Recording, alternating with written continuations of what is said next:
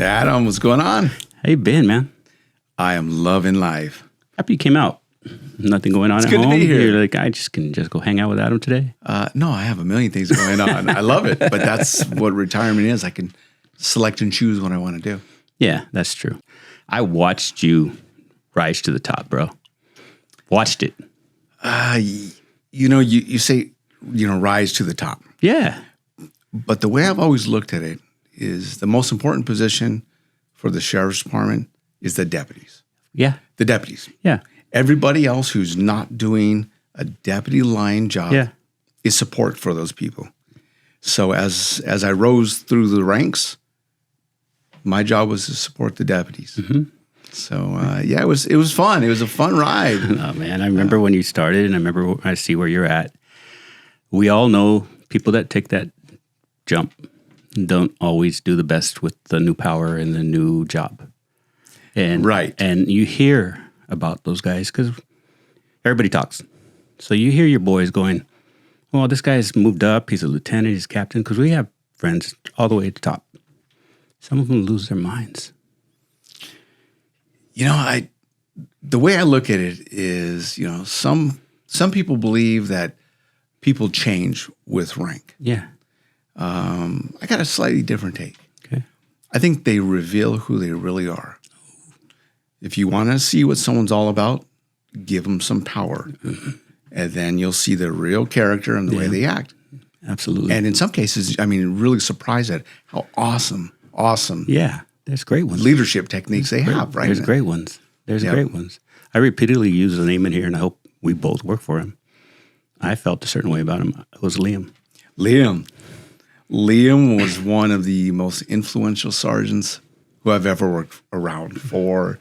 Taught us so much, but held us to a high standard. Didn't let us mess around. Mm-hmm. And he wasn't fun. He wasn't friendly. He was in charge, bro. He was the man. He was in charge, and he made sure that we... What a great example for us. Absolutely. Young, dumb, think we can do everything. This man, he doesn't... I hope one day he will see this. He made a huge impact on the way I conducted myself my whole career. Because me too. We got to watch a legend just run things, man. Nobody messed with Liam. And it wasn't... he wasn't mean. He was just very, very... I don't know what's the word where you just show command presence. Right. I just thought aura is a corny word, but he just showed like, don't mess with me and don't mess with my guys. We were untouchable. And I think one of the things that made him different than many other supervisors was that he cared for us. Oh, yeah. Cared for us as people. You as Adam, me as David. Mm-hmm. Go do your job, but he cared about us. And we were willing to do whatever he needed done. But he was also... looking out for us in a way where I think he didn't have to. I think he took more pride in the fact that we were representing him. It was something else because he didn't have to, man. You know how many people we've gone through as supervisors, and you look back on the ones who really took the time. That was a gift. They didn't have to do it because a lot of people don't even give you a time of day. Once they get certain spots, they're the lieutenant, and you're like, "Hey, sir," but you never really intermingle. And you're the sergeant, and you're whatever, he's the sergeant, but you don't intermingle. Liam would he made it known that you were going to be supported. Because you could speak for him, kind of. Like, I did a job, I did this, I did that. I knew when they wanted to talk to Liam, he was going to back me. Right. Dude, that's huge. And you knew not to step out of line. Oh, no. Because he's going to hold you accountable. He got me. Yeah, he got me too. Like, what were you thinking? We were at industry together, and the first day he was assigned to us, I didn't know who Liam was. We go, hey, we're getting a new sergeant. And something happened that day. I'm going to tell you the story. I'm driving home, and I get a phone call, and it's him. He's our new sergeant. I've never met him, but he's at the station, and I'm driving home. So that's the scene. I go, hey, Sarge, what's going on? He just starts screaming at me, dude. I've never met him. Like I said, he's screaming at me. Who the hell do you think you are? Different words. Who the hell do you think you are? You think you're just going to do what you want, and you think I'm this sergeant or that sergeant, I'm going to let you get away with it. And he's just screaming at me, dude. And he goes, where are you? And I told him where I was at. I was off of Lemon and, I don't know, can't remember the street, 7-Eleven. So I go, I'll meet you there. So I pull over. Because he wants to meet me. He tells me basically stop in your tracks and he's going to come out to where I was, my route home. And he's standing by the car just screaming at me, dude. 10 minutes. He's, he used to get like veins. Like, oh, yeah. Oh, yeah. And oh, shit. Turn beet red. Oh, yeah. And he says, when the team comes in, I expect you to be there with your team, to back your team. If you're not there, how your brothers expect you to have their back? And he goes on and on about the right things. These are all right. Mm-hmm. And he says, who's your partner today? I said, my partner is Taliento, Rob, the late Rob Taliento. And I said, he says back to me, he said, well, what are we going to do today? I said, how is he going to go out 10-8 and you're going home? I said, sir, I had court this morning at 8 o'clock and it's 5 now. And I'm houred out. He just looked at me like,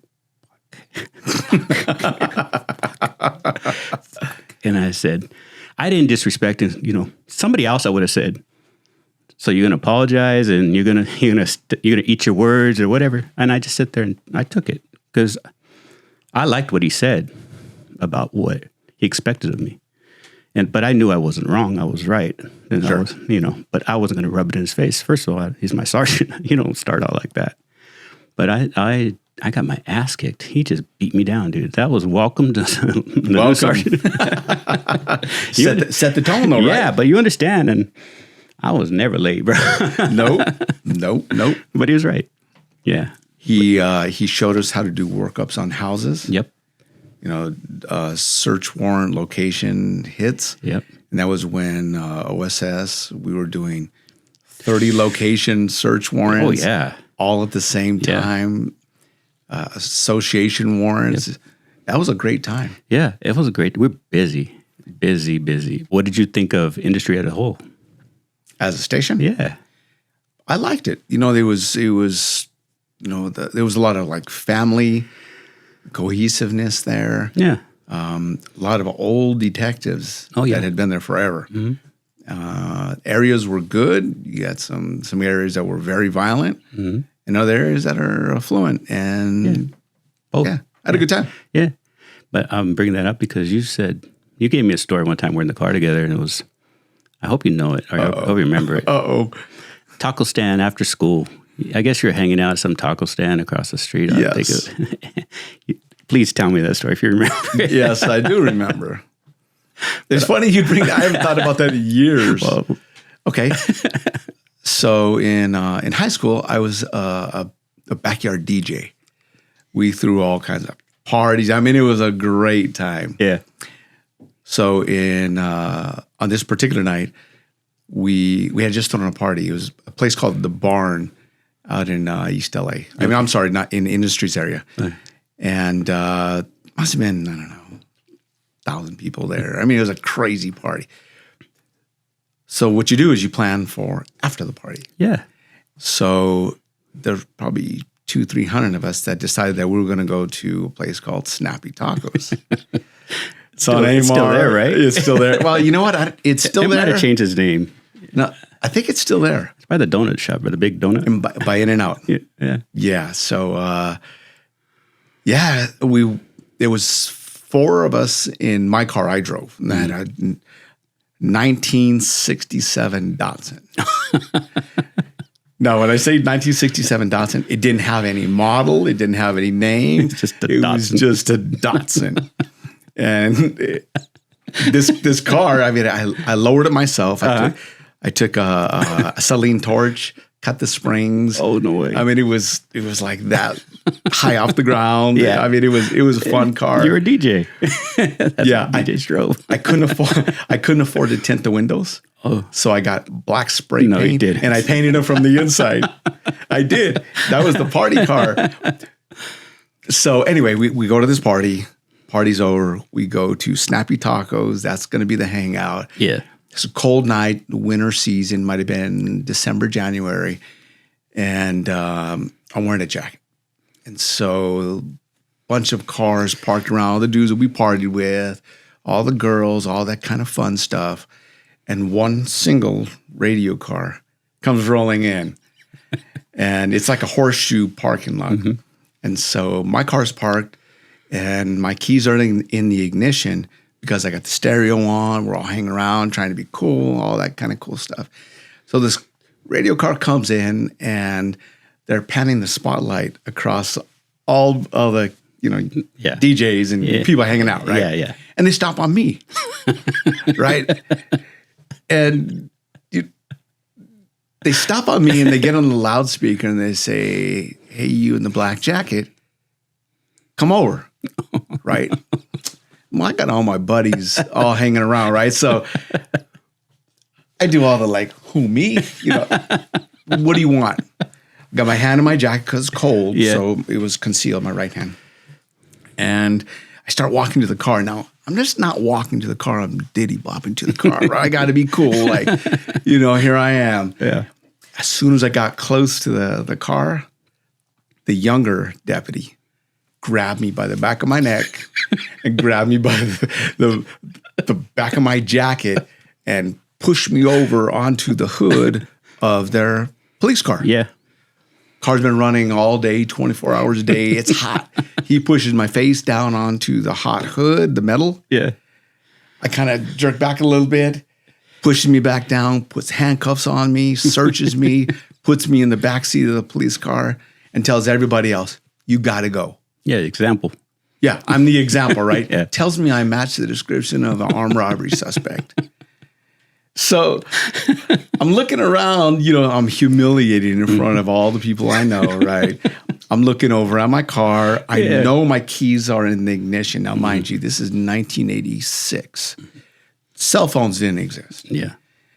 And so I see my buddy, Rudy. He gets in my car, and he is now driving away in my car because they ordered everybody to leave, right? Yeah, so he takes your car. So everybody's gone. So now these deputies, they drove me into an area. There's a residential area right around the block. It's like 2 a.m. Yeah. I'm in handcuffs. Pulls me out, and the younger guy stands me up, and the older guy, so the guy with 2 stripes, later I knew he's a field training officer, punches me in the gut. Bang. Double over. He knees me. I'm in handcuffs. Throws me on the ground. Takes the handcuffs off. And says, "Have a good night." Drove away. I'm sorry. Dude, It sounds like Firestone. I'm sorry, where I grew up. Dude, at that time, I lived in Baldwin Park. Okay.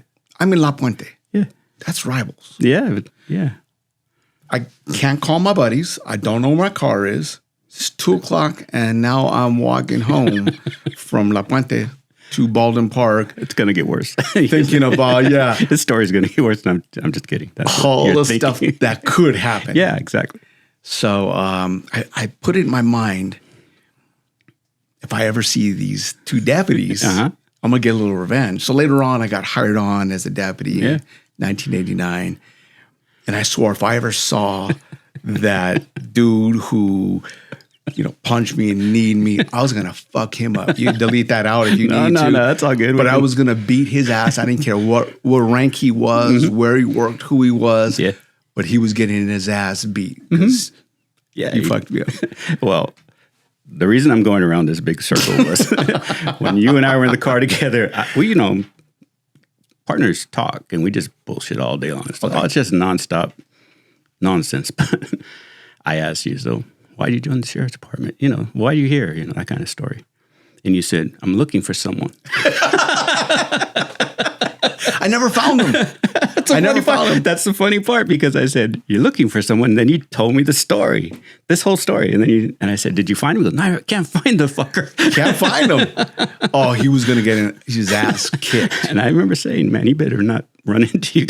All of a sudden, he's going to be on the ground getting his ass whipped. He's not going to know why at all, dude. But I'll remind him. And he'd say, "Why you bring up bullshit?" I swear, because I'm looking for someone. That was the best story. My dad's a cop. I wanted to be a cop. I saw something happen great. I wanted to follow that line. Now I'm looking for someone to beat his ass. I wanted to beat his ass. Of course, I didn't tell my background. It probably was him.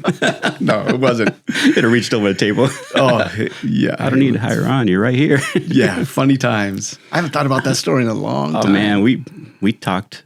I have a lot of stuff that I can't say in here, but we talked about a lot of shit. Yeah. And I repeat stuff, I I mess up stories all the time, but my boys love our stories. They love war stories, dude. I mean, funny stories, crazy stories, not too many bloody stories.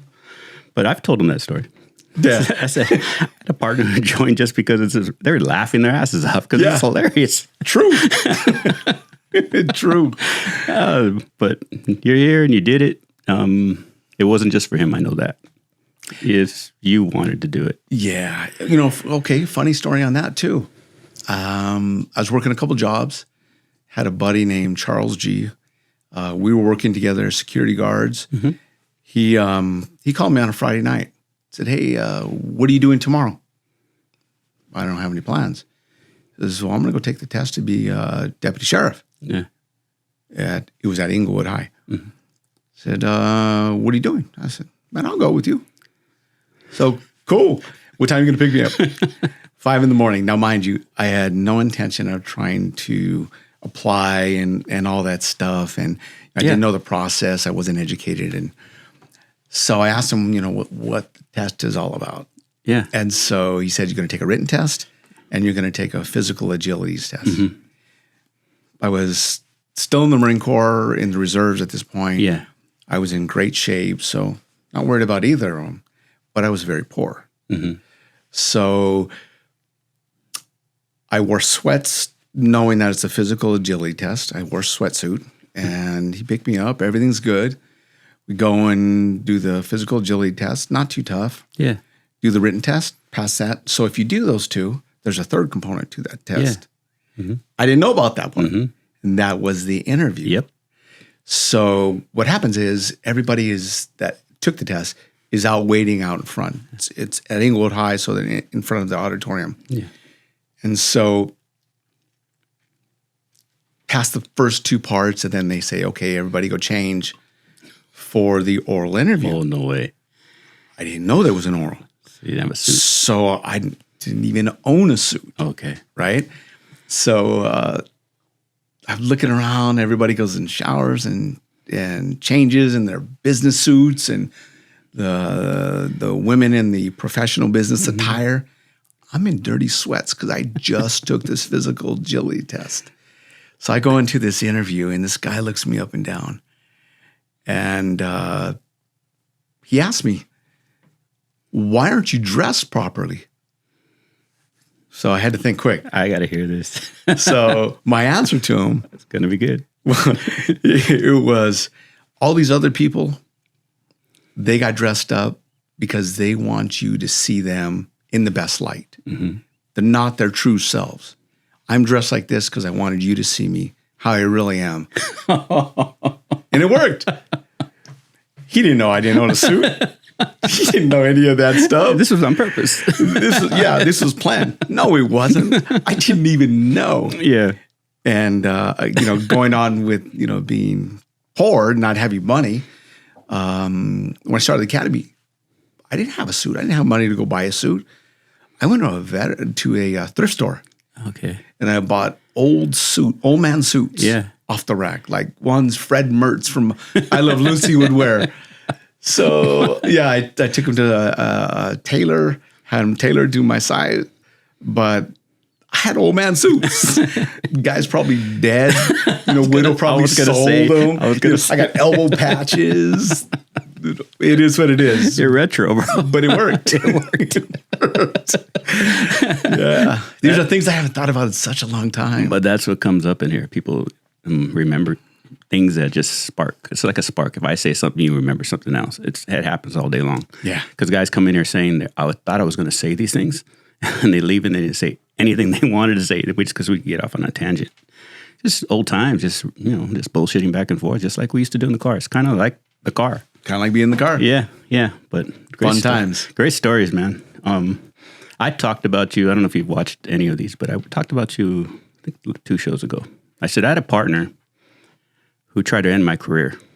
Uh-oh. And they go, who? And I go, I won't mention his name because he's coming on. Oh, I think I know the story. Well, I got 2. Okay.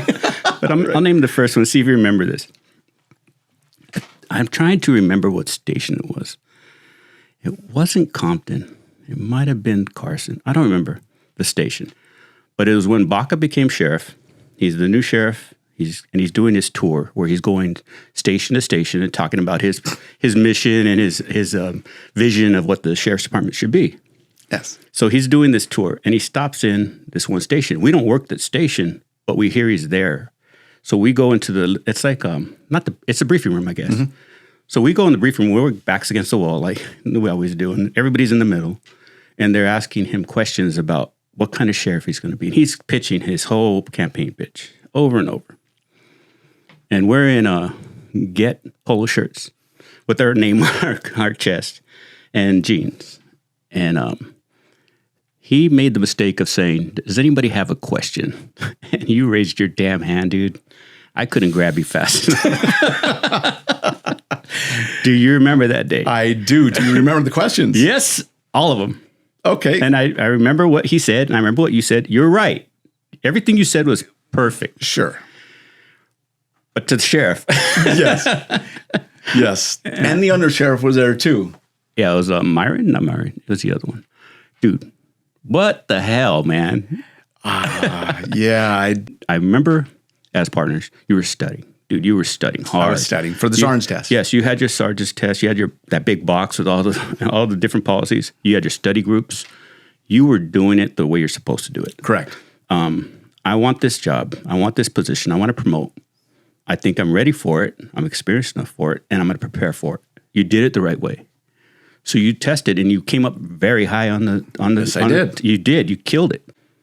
And then, can you say what happened next? Yes. Go for it. Okay. So, yeah, he was there, and he had said, he opened up the questions to everybody first, right? Yes. And so, did you have this plan before? No. Okay, because you would have told me I didn't have to come in the room, right? I didn't know I was going to do it. Sometimes, I know. If you work with me, you got a story about me. Dude, you improvise. Some positive, some negative. Guaranteed it's going to be memorable. Yes, this was. Guaranteed. So, like you said, I did very well, humbly speaking, on the test. I just put in the time to study. You did. I remember. Okay? Worked some good assignments, and I think I had about 14 years on at the time. So, I wasn't trying to be the person that just jumps through and runs through the ranks. So, yeah, 3 questions. So, he says, well, so he asked one lieutenant who was sitting near us, if you had a question, if you had the magic wand to fix the department, what would you do? And so this guy says something stupid. Stupid. I'm not going to pull punches. He says, the department doesn't issue county codes, and we need those codes to enforce, and truancy and all this stuff. And I'm looking at this guy like, kiss ass. You coward. Yep.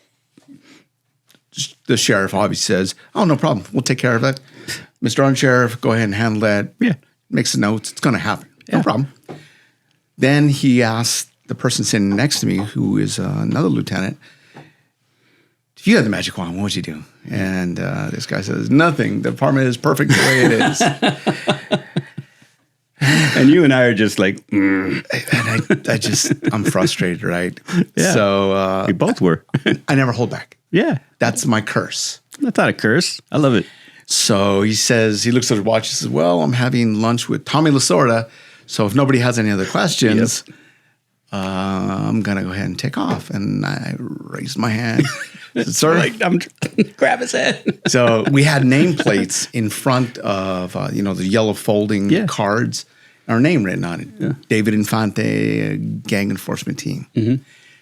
And he looks at my name. He says, okay, David, you have a question. What's your question? I said, sir, I actually have 3 questions, and they're going to get progressively harder.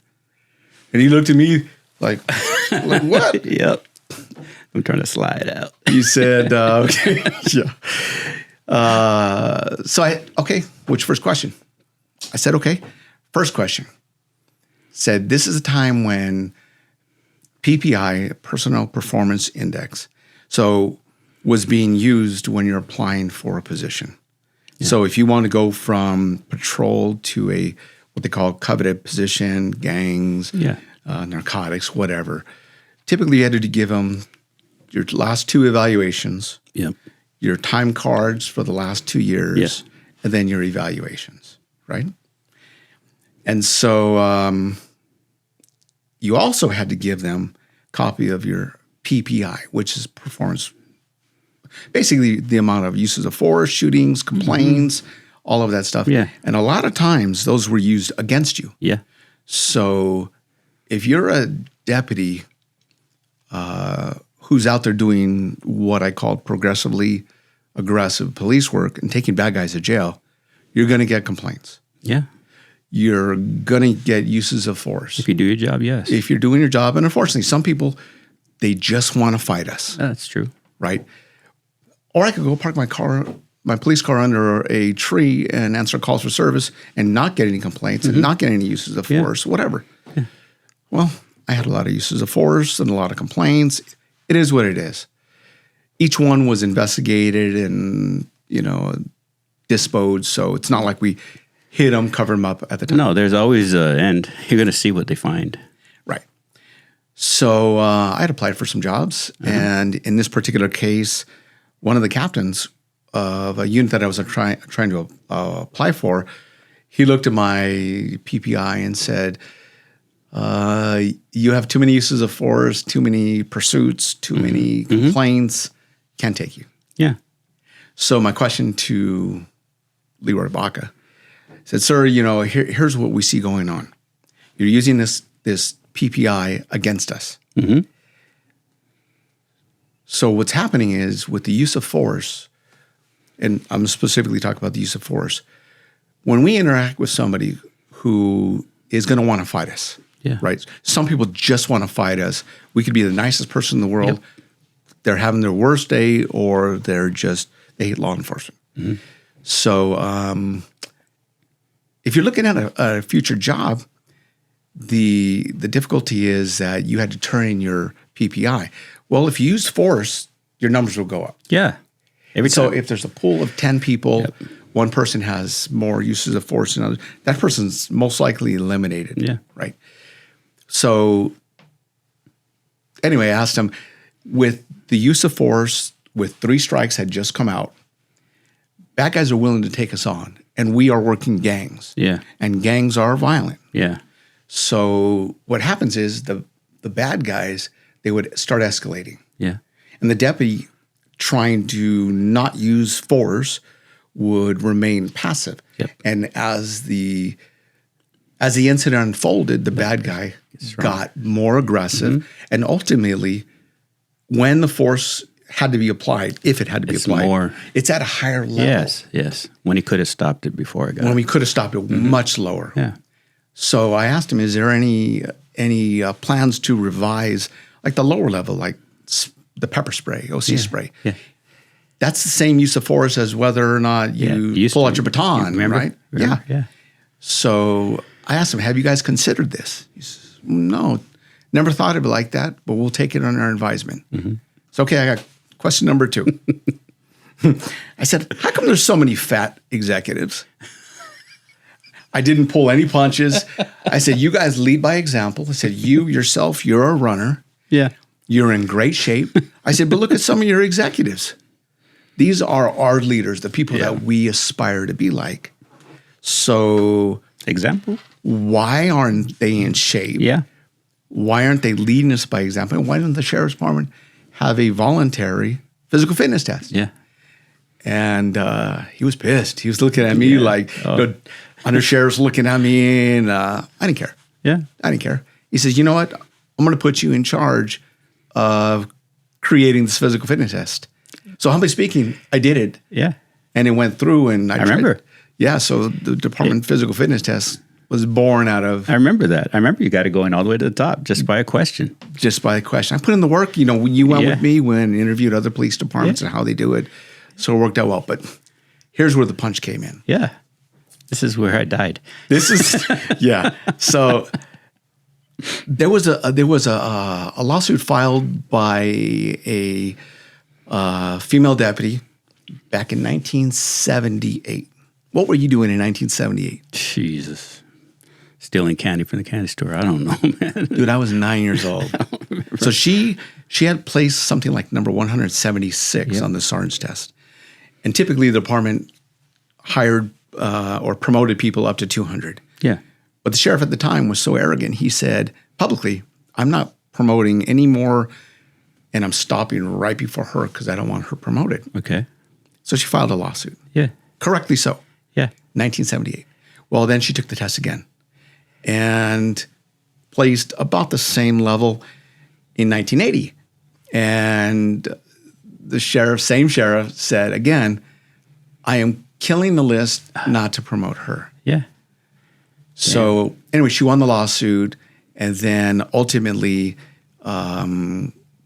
she got paid and then promoted. She said sergeant wasn't good enough. She would have been a lieutenant by that time, so she got promoted to lieutenant, and then she exited the department.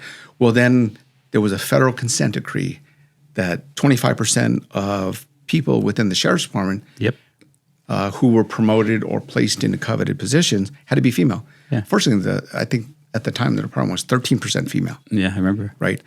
And not disparaging female. I mean, she was. Yeah, but when it comes to a list, there's not enough for the list. I mean, There's because just there's not enough. Not that they're not qualified. There's just not enough. Right. Yeah. So now fast forward, we took the SARNS test. Yeah. As you said earlier, I did better than average. And the way they do it is they put out a list of band 1, band 2, band 3. Okay. So band 1 typically, or the people really studied and did well. And if you made it into band 1, they're going. Pretty much you're going to get promoted. Yeah, pretty much. In this particular test, they placed everybody in band 1. So we're talking like 3,000 deputies in band 1. Yeah. So what band 1 means, or being in a band, is you can place number 1 overall numerically and not get promoted. Yep. Number 3,000 could be overall the worst And get promoted. and get promoted. It's the way they pick and choose. Pick and choose. Yep. Cherry picking. Yeah. Right. And personality contests and all that kind of stuff that goes along with it.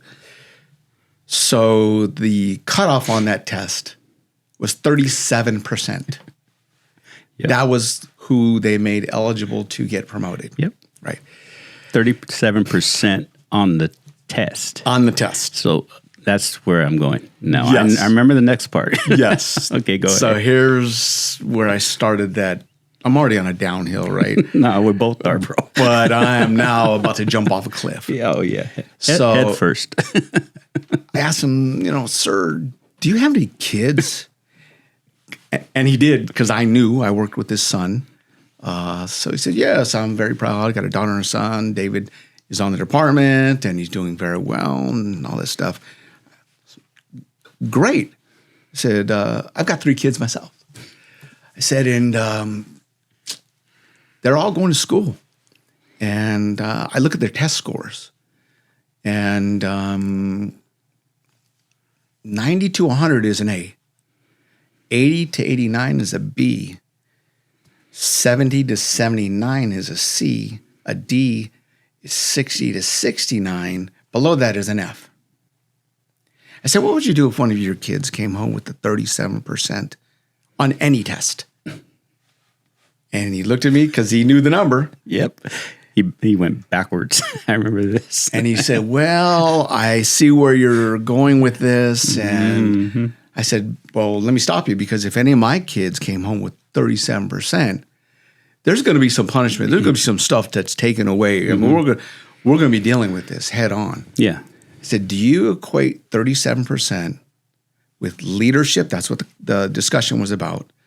Do you equate that with multi-million-dollar lawsuits? And he said, I'm gonna stop you right there. I was a division chief before I got promoted to or elected to be sheriff. I said, yeah, you were what's called one of the 10 wise men, or 10 division chiefs. What did you do as a chief to solve this problem? Because you had 30 years prior to being elected to sheriff, to solve this. Yeah. I said, in 1978, I was 9 years old. Yeah. In 1980, when these lawsuits were filed, I was 11. Yeah. So it's not even, sins of the father. This is sins of the grandfather. Yes. Yes. Being imposed upon us. Yeah. Right. And he says, well, I'm doing my best and blah, blah, blah. And I said, okay, well, this is where, I put my nails in my coffin. I said, and sir, I kind of understand how it works. And personnel commanders. They're the ones who make the decisions on who gets promoted. So the way it works is that you're placed on a band 1, band 2, band 3, and then you're then selected off that and placed on an intent to promote list. And those are the people going to get promoted to whatever rank. And so I asked him, how do I go? I said, I'm one of 3,000 plus on band 1. How do I go from that to the intent to promote list? Do I have to play golf with the commander? And if so, can you tell me who he is? Because I don't even know his name. Dude, you could have seen people like looking at me. I was like this, dude. Everybody's walking away from me. You know what? I loved the last one. It was great. It was telling the emperor he had no clothes on. And everybody that knew appreciated it. But the ones, not the yes boys, not the but boys. I'm talking the people that knew. They appreciated it. And I didn't get promoted, just to let you know, off that list. I remember he ended it with, I'm promoting these people, but I'll never promote you. Yeah. Yeah, so I'm hard-headed. No. It needed to be said. And, if they don't like it, what are you going to do to me? I still have a job. I'm still going to do my best. I'm still going to go take bad guys to jail. I'm going to help out good people. And I'm going to have fun. And I think that's what you said in the car when I had you by the neck. Sorry, sucker. Said, you got in the car with me. I told you not to. No, I'm kidding. It was all good, man. I had a blast in the car with you. We had so much fun. I mean, so much fun. Just laughing and joking, just like now. Oh, my God. It's like time warp. Yeah. You're making me think about things and remember. And funny, I was going through some of my old stuff, my paperwork. Now I'm retired. I'm getting rid of a bunch of junk. And so I found the evaluation from that year. And one of my sergeants actually wrote that in my evaluation, that I challenged the sheriff and asked him why he had so many overweight executives, and he wrote that in there. I thought I get a kick out of it every time I see it. That's the best stories. People don't know these stories. I mean, you had to be in the room. Like many times, no one would believe it unless you were in the room. Right. And people come in here right now and we tell stories, and I get phone calls. There's no way that happened. No, absolutely happened. Absolutely happened. Absolutely. People don't understand the backroom dealings and the side stories. They're hilarious. And some are very interesting, and some are sad. Some are sad. Yeah, but all of them you got to take. I take the fun stuff. I take it to the top. Man, I love listening and repeating stories and talking to the guys. And that's why we started this. I just love the stories. That's all it is, storytelling. It's not craziness. Yeah. I tell the story how I started is we had dinner one night and we were all laughing all night long. And said to my wife, I said, I got to bottle this shit up, man, because it's too funny. It's too funny. We're at dinner. I'm going to repeat a story. We're at dinner with a few guys, like maybe 4 or 5 guys. By 7 hours later, there was 10, 12 people there because everyone was calling each other because we're all local. It was an outdoor patio at Yard House. Dude, just laughing. I was dying. Dude, I was hurting. We were laughing so hard. And it was fun as hell. I said, this is stuff people should hear. Yeah. And I forgot half the stories, dude. It was 6 hours. But I brought in a lot of the guys from that dinner. And dude, I get so many phone calls. So many phone calls. Like I had no idea you guys did this kind of stuff. I have no, most of your kids and family don't know anything. No, they know the little stuff that you choose to give them, but the big picture, the stuff you and I did at 2:00 in the morning in freaking Nickerson Gardens, dude, nobody knows this kind of stuff, right? And it was fun as hell, and it's probably scary to most people. But I love that shit. Dude. It was fun. It was a blast. I love the creeping and crawling. but one thing I'd like to talk about. There's been a lot of influential people on the department, but the first person who was the biggest influence was a guy named Danny Figueroa. So Danny Figueroa worked Linwood Station, had a fantastic reputation. They called him Mr. Fig. Worked out of Linwood many, many years. So when I was working at Central Jail, I was a big badass training officer with all, year and a half on, watch the gates are opening, You think you made it. So Danny comes back from working patrol, back to work the jails. Yeah. A lot of guys did that.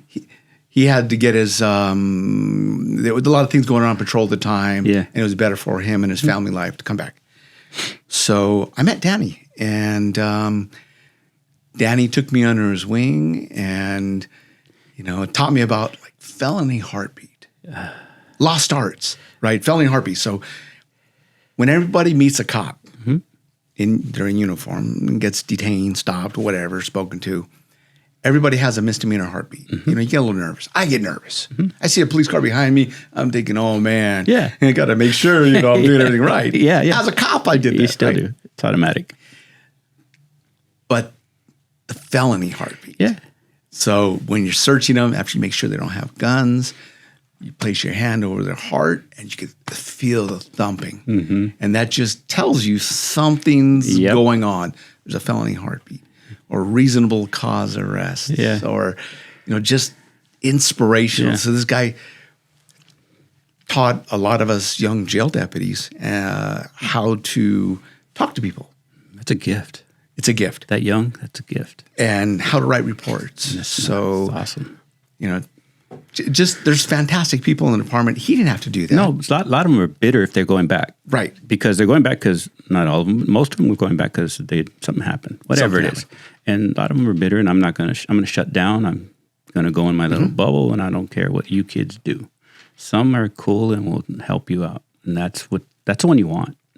Yep. Because the other one is contagious, man. The guy who's bitter and bad and just hates life, hates the department. It's a cancer. Yeah, it will spread. It will spread, but there's... The good ones, I had an SEB guy. I wish I could remember his name, but he's coming back to get his degree.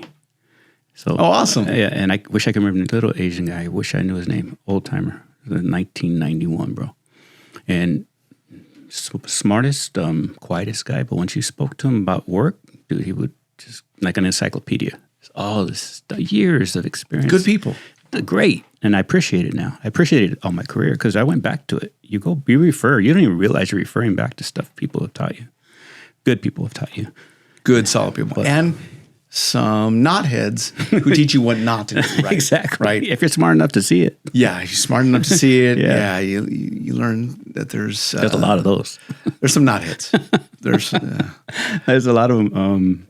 But they can't get out of their own way, man. Yeah. And I'm happy that when I saw that, oh no, that's wrong. It's obviously wrong. It should be obvious to everybody, but sometimes people join in. Like they want to hang around with knotheads and act like a knothead. I hate that stuff. Yeah. You and I know your career. I know kind of where you've been. Certain people, always. We could talk about names, and I know all your names. You know all my names. Right. Because you want to be around the right people. You look for them. You look for them in a room. That's cool. And you learn from them. All day. You learn from everybody. Yeah. Everybody. Some you learn what not to do, and some you learn how to do things better. Yeah. I mean, I remember we were the first ones to go 10-8 in Compton. Yes, we were. No one knows this, but when the LA County Sheriff's Department took over Compton contract, those Compton deputies couldn't be sheriffs automatically. They had to go do training and get sworn in and all that stuff. So the first persons, the sheriff thought, well, I'm going to stick in Compton now because there's a void. It was LA Sheriff's Get and LA Sheriff's SEB. Yep. We got some funny stories of that too. Oh my God. I've told those stories, and they're David's story. So you and I were the first ones to go 10-8, and we handled everything right out of the gate. And the people in the neighborhood didn't know the switch was happening.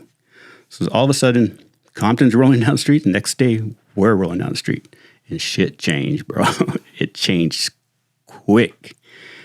And I know this for a fact because the people we contacted were like telling us shit's different already. Remember, I mean, a funny story was we were driving down the street, just rolled out of the barn. I mean, we were 100 yards from the barn and we're passing by some houses and everybody's kind of sitting on their porches and talking in front of the houses.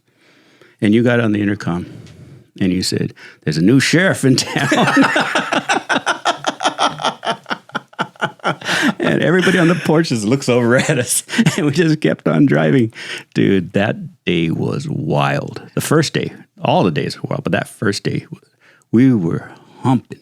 It was fun. Oh, as soon as they said go, we had how many calls? It just didn't stop. No. And I tell the story, it wasn't dumb calls. It was robbery, burglary, dude, shooting, stabbing, assaults. Dude, it was crazy. And it was, how many units? Maybe 4 or 5? Yeah, that's it. And we were all busy. No, sorry. The get guys were busy. You tell that story. I'm going to tell the story. All right. I'm going to get myself in trouble. But I mean, they know it. The guys that were there know it. The get guys we got all the calls. We got everything. I don't know how many calls cars we were. I think it was 4 get cars and maybe 4 SCB. I don't remember. But we were just run. And we were putting people in the backseat, hooking and booking. I mean, just running them back, not even finishing the boogie, just run back out. And because it was another call. Yeah. And you wanted to back your partners, right? What's the rule? Go back your partners. You don't screw around in the cage. You go back out. Get back out there. No lobby lizards. Dude, we were throwing 2 in the back. We made a hook and then something came out, ran back, grabbed another one. It was amazing because everybody was busy from get.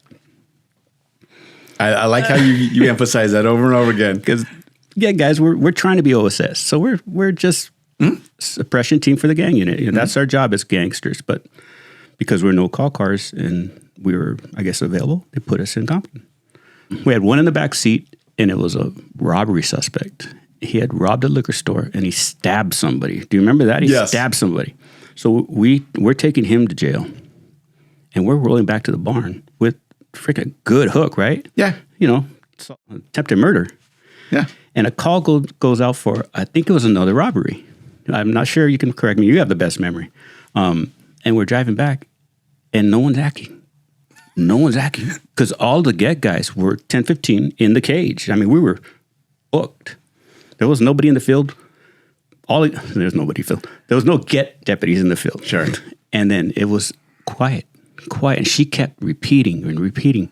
Any unit to handle. Any unit to handle. Any unit to handle. And you grabbed the microphone. I grabbed your hand, and you're like, dude, I'm serious. And I'm just kidding. You grabbed the mic, and he goes, we'll handle it. We're not afraid to take calls. We're not afraid to take calls. Send it. And dude. On the patch. Yes, I did. And all of a sudden that radio just, oh my God. The SEB guys just started going nuts, dude. Yeah. Identify who was that. And we're not afraid. No one told us. We didn't ever told them not to send us calls. They're all making, they're all fighting. It was, and I was like, Dave, what the because I was processing with SCB at the time. And I said, well, there goes that career move. Yeah. Dude.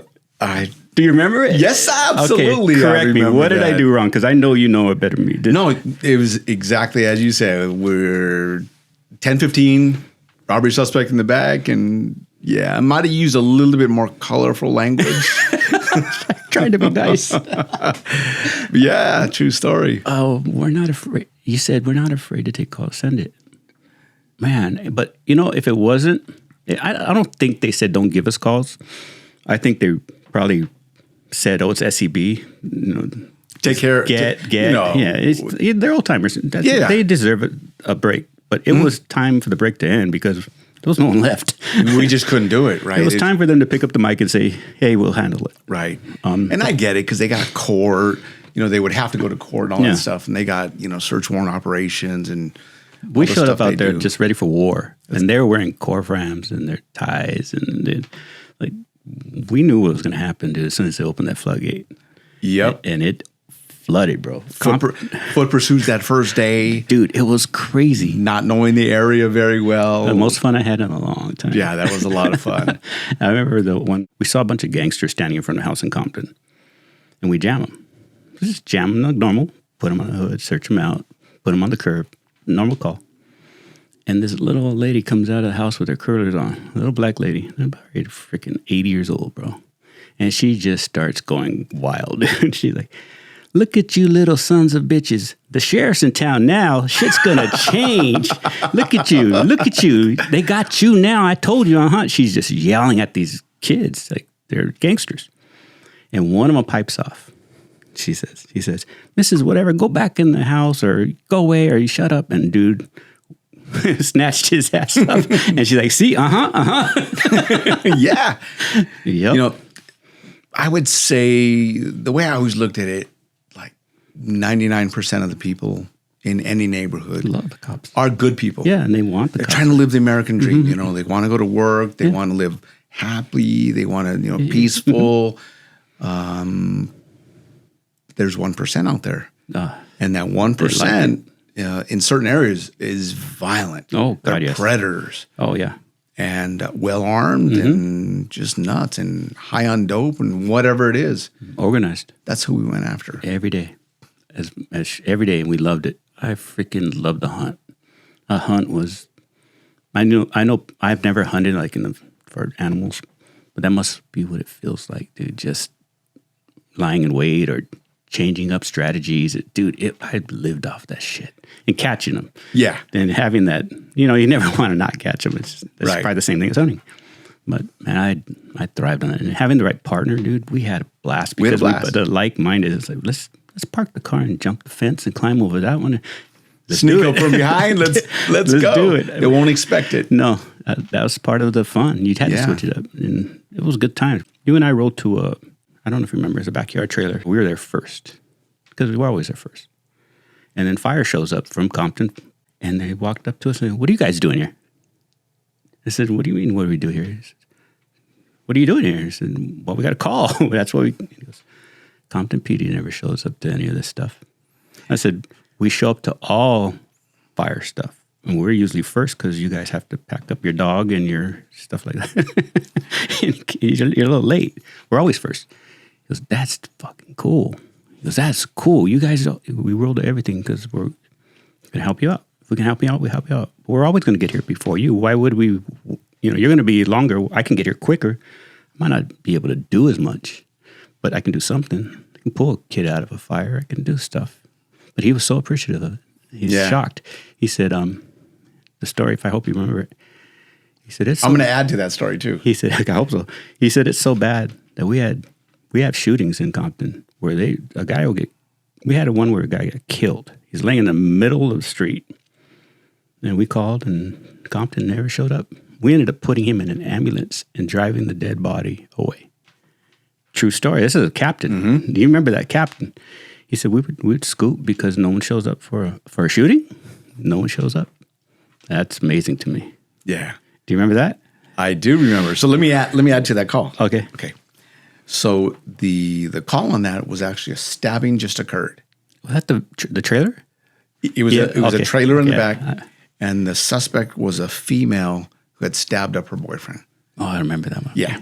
And so when we rolled up, Compton Fire rolled up right afterwards and stopped and said, "Hey, where are you guys going?" Because they're getting ready to go up in the backyard. Mm-hmm. Suspect's still in location, armed with a knife. Yeah. He said, "Hey, we got the badges and the guns and backup and all that stuff." And he says, "So do we." He pulled open his now I remember that one.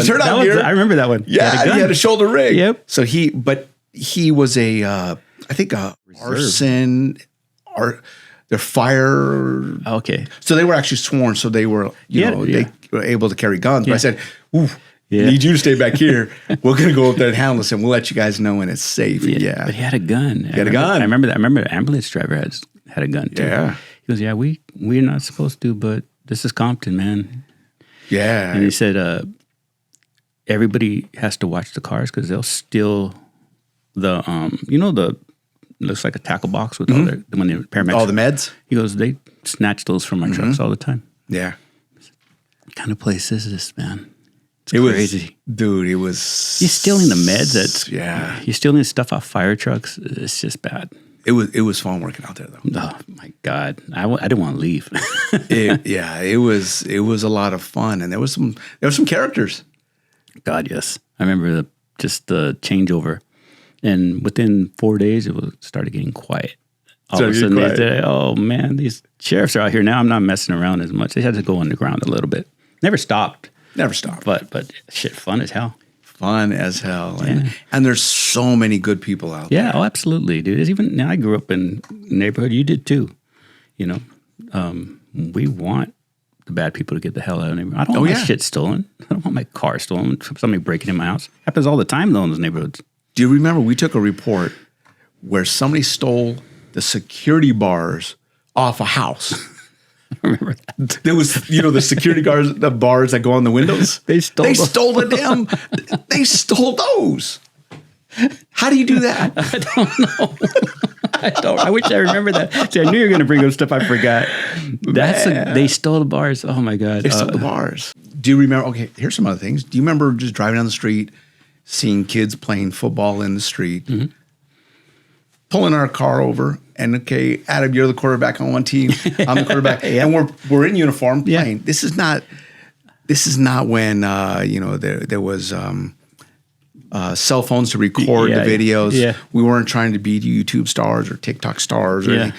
We were just talking to the kids, like, what's going on? How you doing? All the time. Birthday parties, pulling up. Hey, come and play in the police car. Put the siren on for them. Let them talk on the PA system to their mom. Yep. All the time. All the time. Good people out there. In those days, I think we had Pogs. Remember Pogs? Just to give them out to the kids. And then they started soccer balls. And they would run up, can I have a Pog? And you'd hand them a Pog. Those kids are getting a good contact, right? Yeah. Oh. Who is cool and who? Yeah, well, you joined the department to find a cop and just beat him down. That's crazy shit. That's crazy shit. So you had a different take on what cops were when you joined. I feared them. Yeah. I feared them, yeah. I did too, but it's like you. I got a phone call, my buddy, he wanted to be a sheriff. I didn't want to be a sheriff. I wanted to be a fireman. Remember, I got hired by the LA Fire. He wanted to be a sheriff. Because we grew up around Firestone, he wanted to be one of those guys. He said, that's what I want to be because these guys are badasses, right? And because he was processing and I was processing, he would work out with me every day at the fire station. Oh, it's cool. It's just back, at the fire station, they let you do all their equipment and practice all the training for the test. So he'd just go with me and that test was hard. Million times worse than LA Sheriff's. Sheriff's is a joke. Fire is brutal. So you had to carry on all that equipment, dude, wearing exactly. that stuff. But even the process of just the ropes and the ladders, it's a bitch. So I practiced for months. He went with me every day. Every day. He's my boy. He's my son's godfather. Homicide, Long Beach. Anyways, I'm processing. I'm done processing, and the sheriff pops up. He goes, "Oh, it's my turn, right?" He goes, "You're gonna go with me, dude. I don't want to be a sheriff. I didn't want to be a sheriff. I just nothing bad. I just never thought about it. It was at El Camino College over there in El Segundo's area, I guess. So, but all they did that day was the written and the oral. They didn't do the physical. So I went with them cold, dude, just cold. Took the written, and they put you in this little courtyard, and they called your names. You know how they call your name, everybody who passed. Well, they called my name, and I went in. My boy's still sitting outside. So I go inside, and it's the long hallway to go into these row doors, and there's one phone booth. So we're all with our back to the wall, just sitting there. And they had these orange pieces of paper that had like stuff on it, and they're all reading it. I don't have one. I wasn't there for that, right? I was just going with him. One of the guys next to me folds it up, puts it. I go, "What is that?" And he said, "It's kind of like a cheater on the test, not a test, but the questions they're going to ask. How many stations are there? How many employed? How many square miles? All that's, like a little blurb. Can I borrow it?" So dude, I'm cramming. It's like 8 guys. Come on, slow down. And I'm not smart, so I'm trying, dude. I don't know any of this stuff. So I put it in my pocket and I go inside. And then there's those 3 people sitting there, those interviewers. And dude, they're just slamming me. Dude, I thought, okay, I think I did okay. And I go outside and I have to wait in the hallway again. And this girl gets on the phone booth that I told you in the hallway. She says, she's crying, dude, just crying. She goes, "They told me that if I told them I smoked marijuana, it would be okay." Sucker. So this is marijuana, dude. Back then. So they kicked her out because she smoked marijuana. She's crying, dude. I'm going, "Oh shit, what's going on?" And then she walks out. They go, "Sir, you got to wait over in the hallway. We got to tell you what's going to happen next." So I'm outside in the hallway, and there's a fence. My buddy's on the outside the fence. And I go, "Dude, what are you doing?" He goes, "I didn't pass." I was like, "Oh my god!" Yeah. Well, he's Spanish first, so he had trouble with the English part. He ended up being homicide in Long Beach for freaking ever, an outstanding cop. But there's a gate, so I said, "Oh, you didn't pass," and I pushed the gate like to go out. He goes, with his foot, pushes it back. He goes, "What are you doing?" I go, "I'm leaving, dude. I don't want to be a sheriff."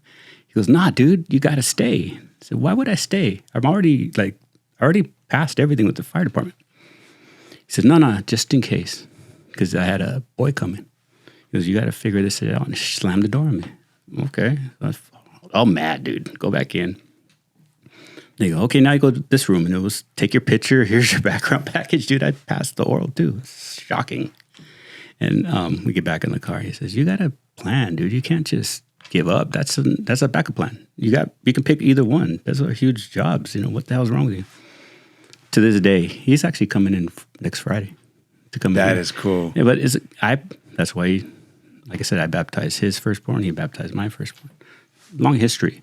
But that was a big moment because when the fire started messing with my background, what they said was, we see an x-ray. The fire department started saying, we see an x-ray, we see something wrong. Get us another x-ray. So they started stalling me. Mm. And I went to the chief of the station because I used to work out there every day. And he goes, I found out that there's a certain captain that wants to get his kid in, and you don't have any family members.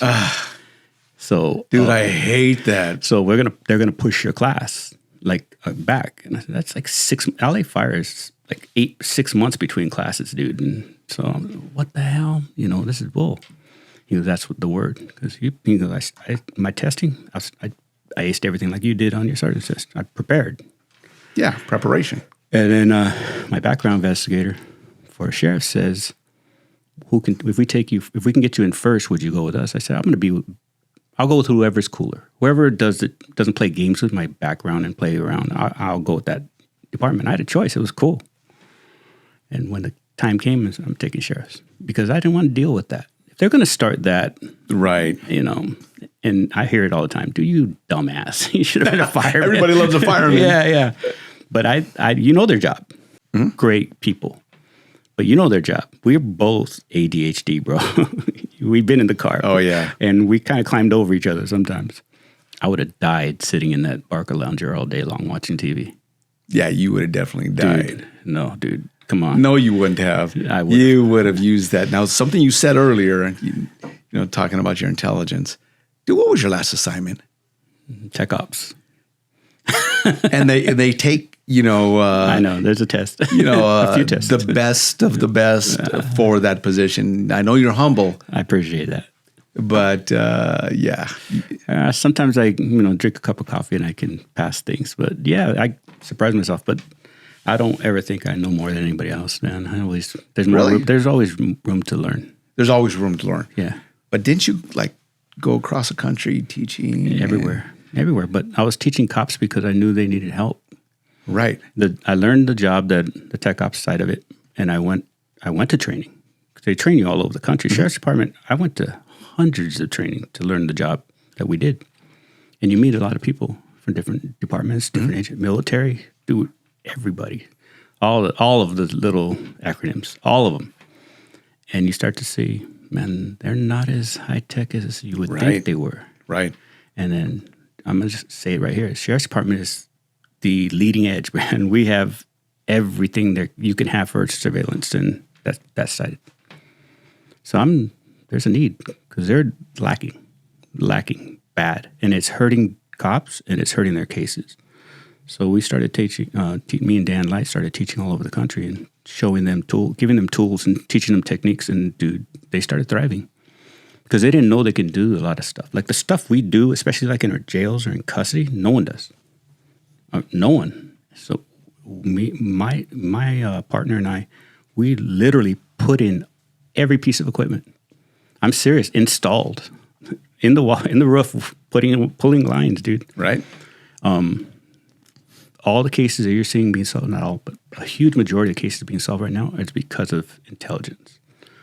What he says when he's alone, or what he says on the phone, or what he says on visit, dude, it solves the cases, right? So how much money are you saving? How much resources are you saving? So it was cool. It was cool taking that, and I didn't want to do it because I'm not a stand-up in front of an audience person. But I could see it. I got requested. People would call me, hey, can you help me with this? And I'm like, man, what do you got? I got a training. Fly me out. We flew us out and we trained them. They loved it. And it started to become word of mouth. More people wanted to go out. It was fun. Yeah. It's a long ways from gang shit, putting people on the hood of the car, and chasing people across the neighborhood. And yeah, but, it takes a specific type of person with an enormous amount of intelligence to do those kind of jobs. Because everything that you did was criticized, reviewed again, checked for every T had to be crossed, every I had to be dotted. You couldn't mess up. No, it's a microscope, and then we're dealing with the federal codes. Federal codes are way harder than the penal code. Way harder to stay in the parameters that are legal, and it's gonna be a bad day if you don't know your shit. And I've seen it happen. I mean, just you do cars, you do engines. I knew the basic electronics. Dude, now, I mean, I could build my own circuit boards. Yeah, because I went to training for it. But you see the guys who didn't do that, and they put in a tracker, and the whole car burns, and all that's left is a big crispy car because they didn't know how to wire it. It's different because you think your whole career is police work. To get those side jobs, a little like even arson explosives, to learn that side, dog handler. Those are specialty jobs. Yeah. Those are gifts, man. If you can get those little jobs that take you out of just the daily routine of cop work, it's fun, and you're going to pay for it. Shit. And then a lot of guys take it to private sector, make a lot of good money. I could do that. I don't want to. I hate hotels. I don't like to travel like that. On vacation, yeah, but I'm sitting in a hotel for 2 weeks. I had to live on military bases a lot of times because that's where the training was. Sure. I was in Meridian, Mississippi, bro, for 2 weeks at an air base. I thought I was going to die. I wasn't in the military. You were. Good Mexican food there, right? yeah. But, dude, another world. Oh, yeah. Oh, and I was sitting there with, quick story, we're sitting there at lunch, and it was all the Eastern units, like Mississippi and Kentucky. And, dude, I mean, just good old boys. And we were having lunch, myself and my partner, and we talk like L.A., bro. We're just talking, laughing, joking. And the whole table was eating these steaks they barbecued. And I stopped. I was eating, and I realized no one's eating but us. I look over, and everybody's just looking at us. Dude, they're all stopped eating, just staring at us. And I said, what's up? And they go, you boy sure do talk fast. Oh, yeah. It's a big country. Dude, I said, really? He goes, you boys talk fast. I said, okay, yeah, well, sorry. They go, where are you boys from? I said, from L.A. Oh, that figures. Yeah, that makes sense. That figures. You never been to L.A.? And they said, why would we go to L.A.? You never been out of Mississippi? Why would I leave Mississippi? Serious, Different dude. mindset. Serious. They're cops and military guys.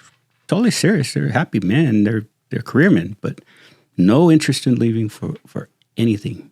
Yeah. Nothing. Yeah. I get it.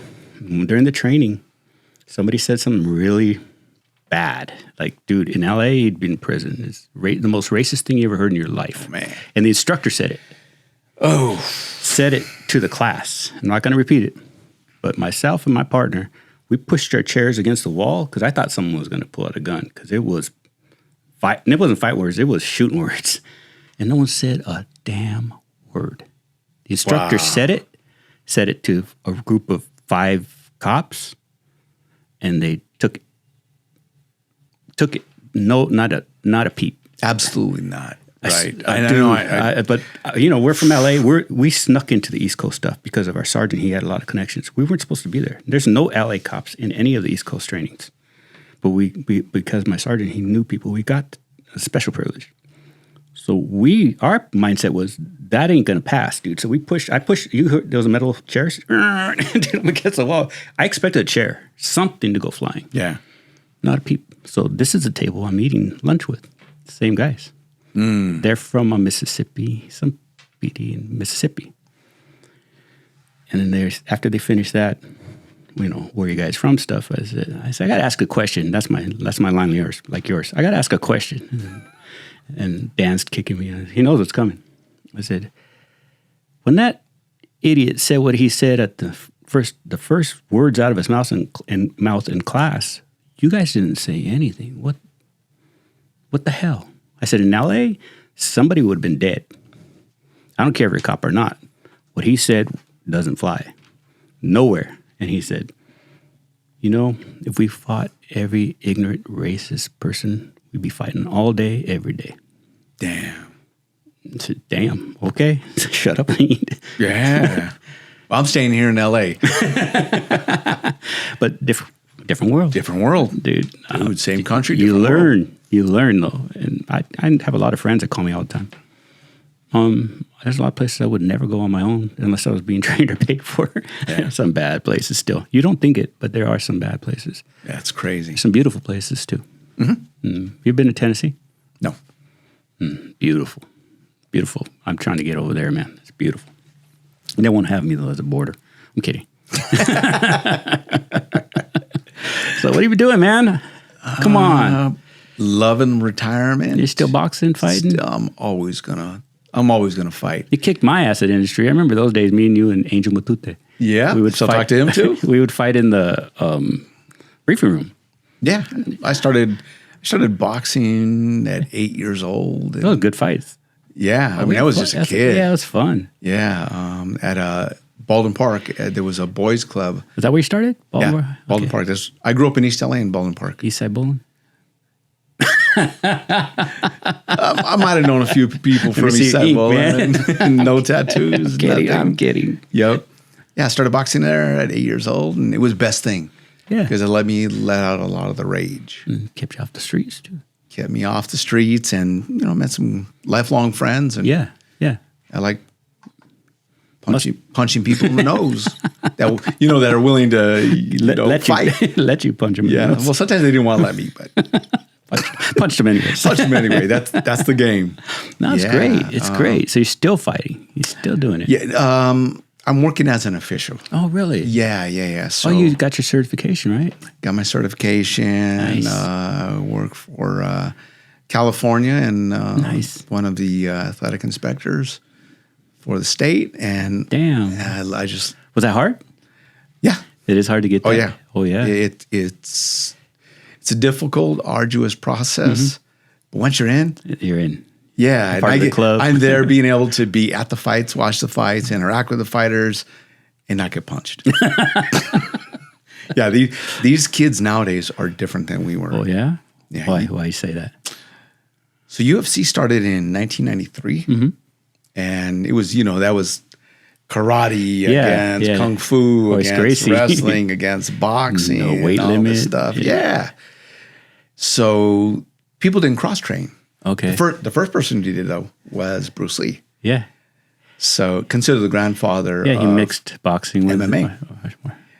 Yeah, so these kids nowadays, you got 8-year-olds who are starting in MMA with that background. So, I mean, they're awesome. These athletes are phenomenal. Yeah. And very impressive. Yeah.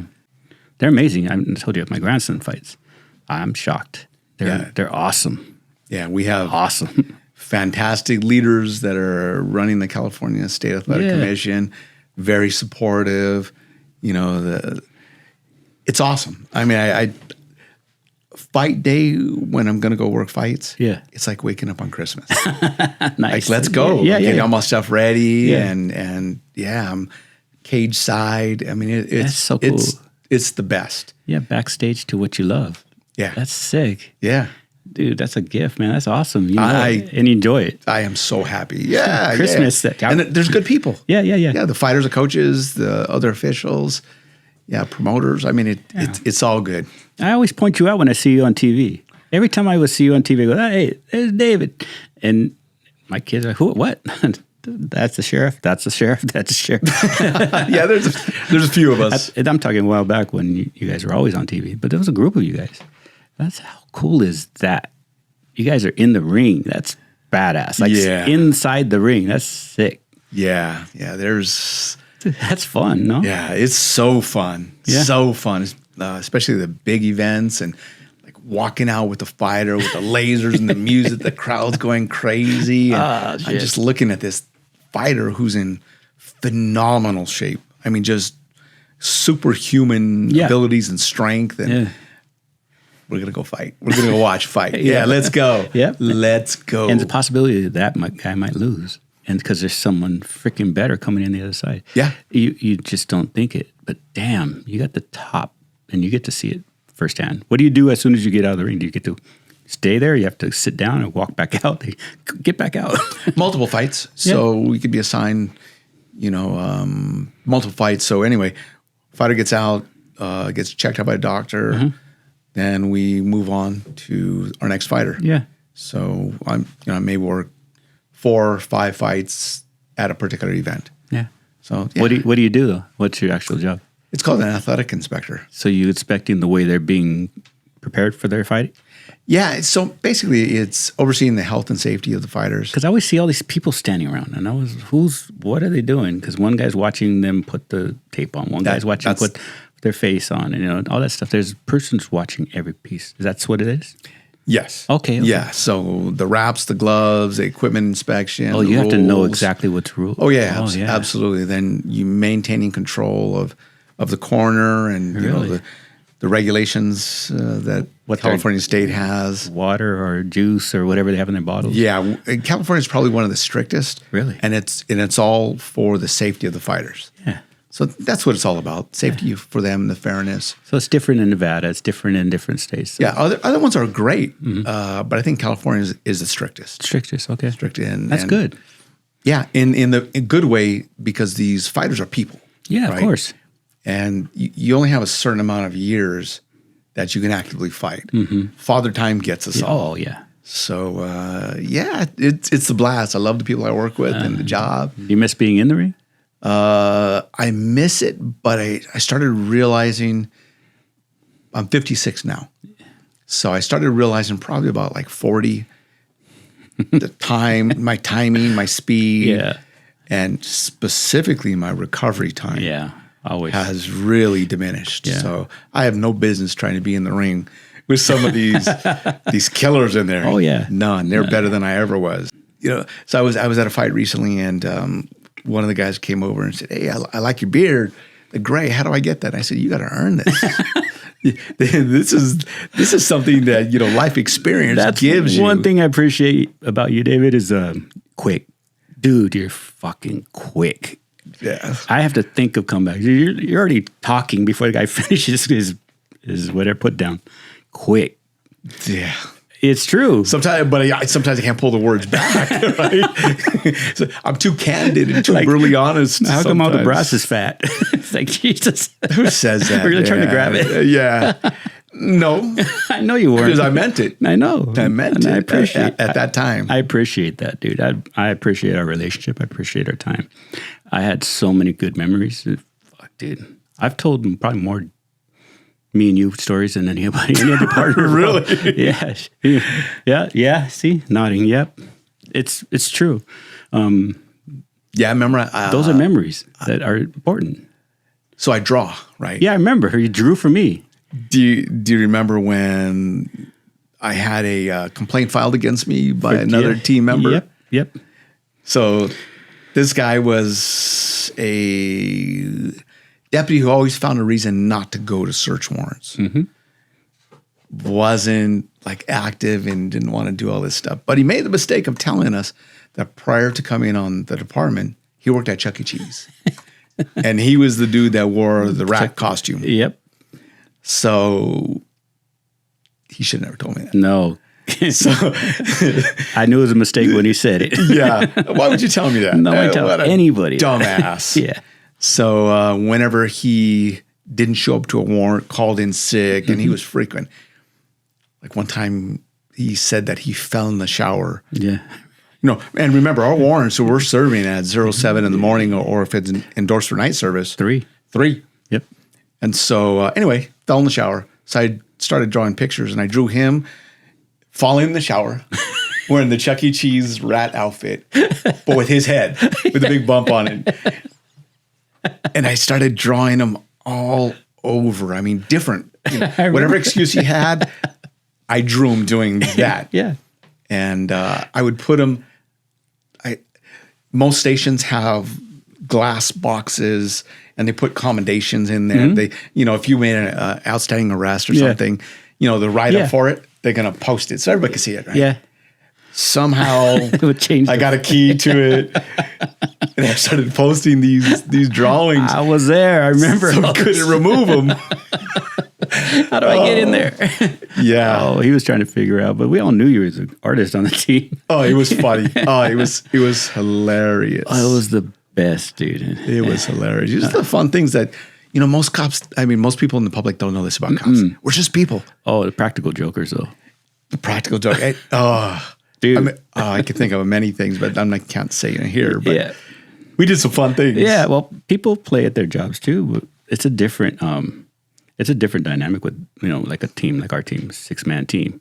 Yeah, we're doing things in 2:00 in the morning when everybody's asleep to each other to keep each other awake. It's an opportunity, or just doing it, just an opportunity. Like that would be funny. Yeah, I mean, the king of all jokers was on my team was Ron Duvall. Ron Duvall. Oh. You've seen I had him in here twice now. Dude's crazy. Great investigator. Outstanding investigator. So humble. I listened to the interview. He was critical in solving the murder of the 2 Compton officers. Yes. McDonald and Burrell. Yeah. He played it down, dude, he was way more critical than he said. You're right. He did play it down. He played a key role in that. And huge. Just incredible. Incredible investigator. Yeah. Funny guy. Yeah. Always had a business aspect going on the side. Always had a business. When he was in those weight loss competitions, Dude, getting in shape. Shredded. I mean, like bad. Yes, shredded. Yeah. And always joking and always willing to share information. Because we were boots at Get when he was O.S.S. Yeah. That's where I met him. Yeah. I met him when he was O.S.S., but he started talking to me about some stuff and became friends. Yeah. And we worked together for 5 years as O.S.S. Or, hey, David, Adam, I'm looking for this guy. Dude, I know that guy. I know where he lives. I know his girlfriend lives. Cool. We got it. Yep. And we come back and like Get's supposed to do. We're the hunting dogs. We go bring back the bones and say, please give me another. Go get him. Because I want to be him. I want to be O.S.S. It's come up in here many times, the process of, Get, O.S.S, usually homicide. That's usually the route. And both of us went that route. Both of us were Get. Both of us went to O.S.S. Yep. We earned our way. Yes. And then you went your way, I went my way. Everybody has a path, but Ronnie Duvall is a big part of my past. He's part of yours too. I brought him in here because of his respect. Dude. The dude's freaking legend. Funny as hell, dude. Hilarious. Yeah. But I got so many phone calls like, how come you guys are laughing? I go, dude, that's what we do. You have to. It's not a laugh like I think it's funny that someone died or someone's hurt. It's a laugh to just the situation. Just the situation that we're in. It's like, oh, Jesus, we're doing this again, really? But, people that aren't cops don't see it that way sometimes. We talked about a lot on this show how the perception of cops outside of our circle is that we're all callous and don't care about anybody. Dude, we care more than anyone. That's why we're out there. Right. Think about this. So logically, you're putting your life on the line. You get a call of a gunshot victim on the other side of the city. Mm-hmm. You're going to drive 90 miles per hour to get there, which you could die on the way. Yeah. To get to a place a lot of guys do where there's a shooting and you can die. Mm-hmm. Potentially for a gang member who would kill you if the situation was different. Absolutely. And you're going to do it again. Yeah. And you're going to do it again. Over and over. And you're going to do it again. Yep. Sometimes it's the same people, sometimes months apart. We've seen people get shot and they're back out 2 months later, bro. Yeah. I had a guy, this kid, a 16-year-old kid, gangster, talked to him all the time. He got shot. And so he got shot like 10 times with a 9. So he's laying there and I thought he was going to die, right? So I am standing over him and I'm trying to get that death declaration, right? Dying declaration, brother. So dying declaration. Tell me who did it. Yeah. So I tell him, tell me who murdered you. You're going to die. Yeah. Don't fall asleep yet. Tell me. Yeah. And Ronnie and I had the same conversation. Yeah. Dude, it's a gift because it's admissible in court. You want it so bad. Tell me. And so I had a newly promoted sergeant who's standing over me, looking at me like, David, what are you doing? You're telling this kid he's going to die. I said, I need that dying declaration, right? So he goes off to the hospital. And about 3 weeks later, I'm driving down the street in my police car, and I see the same dude. Yep. Riding a bike. I pull him over like, hey, dude, how are you alive? Mm-hmm. He says, man, that was fucked up. You told me I was going to die. And we laughed about it, though. We laughed about it. That was fucked up. Dude, real quick, I had the same thing. I had a call. I got called out 2 a.m. It was probably death imminent, but homicide didn't want it. So, kid from Peaceful gets out of prison and he's working on a stereo in his garage, and his homeboy pulls up in the street. You know how they do, and they kind of honk like beep, and he starts walking down the driveway to his homeboys. Windows down. He puts his hands on the window frame and he leans in to talk to his homeboys. Driver shoots him in the forehead. Just pulls out a gun and shoots him right between the eyes, dude. Nothing else. Just shoots him, and he falls straight back, and he's on the ground. Car takes off. They take him to the hospital. I get there. The body's gone. So I'm trying to figure out what happened. When he was in prison, supposedly he sold to the wrong color. So, he has to go pay his taxes, basically. And they made his best friend do it. One who brought him in. End of story, whatever happens. I'm at work, maybe a week, 2 weeks later, and I go, I'm going to call the mom. He picks up the phone, dude. He picked up the phone, and he's saying, I'm trying to get a hold of, who's this? I said, he goes, I'm so-and-so. No, you're not. There's no way. Because I went to the hospital. It looked like he had a basketball in his head, bro. You know the hell. Oh, yeah. And there's no way. There's no way. Because I couldn't talk to him. He was going to surgery. But I could see he had that big, I don't know what they call it, big ball in his head. Hematoma. It was just gigantic. Yeah. Right in the forehead. And he tells me, no, I'm home. It's me. I go, no way. Give me someone else. And they pass it around. I got to go see you. So I drive out there, and he signs. I don't want nothing to do with nothing. I said, well, I need to do this and this and this. He goes, I'm leaving. And he didn't even tell his name. His family didn't even tell the gang he was alive. They had a car wash for him. Damn. He was dead to everybody but me, his mom, and I guess God. Wow. Dude, he signed and he left town. But how do you get shot like that? Dude, point blank. But it went straight, I guess, straight through. They say if it goes between and if you're sideways, you're dead. Man, I don't know the science of it, but he freaking lived. Yeah. 11 times, and you're seeing him ride the bike. People would say no way. No, all the time. Yeah. Gangsters, you know how you do the field IDs, and you go, let me see your tats.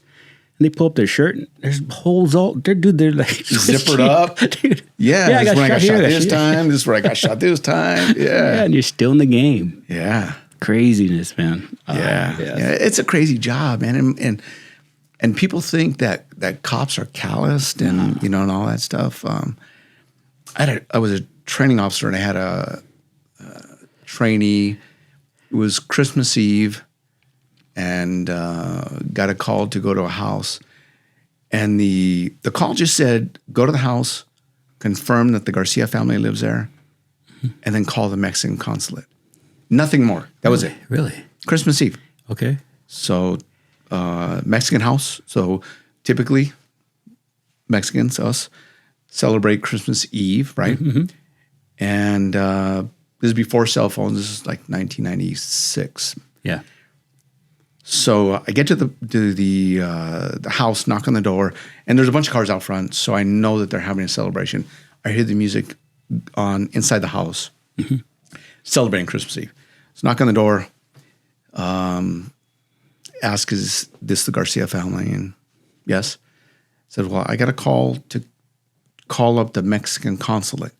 May I come in and use your phone? We didn't have cell phones in 1996. So imagine... So I walk in, and there's the entire family, multiple generations, grandma, grandpa, kids running around. So obviously you see two cops come in uniform, walk into the house, and may I use a phone? They say, oh, yeah, there's one right there in the kitchen. So can I use a phone that's in a bedroom just so I could hear, they're all having their festivities. So I walk into this room, and they follow me, of course, and you can use that phone. And I call the Mexican consulate. Yeah. And they tell me, we have a death notification for you to make.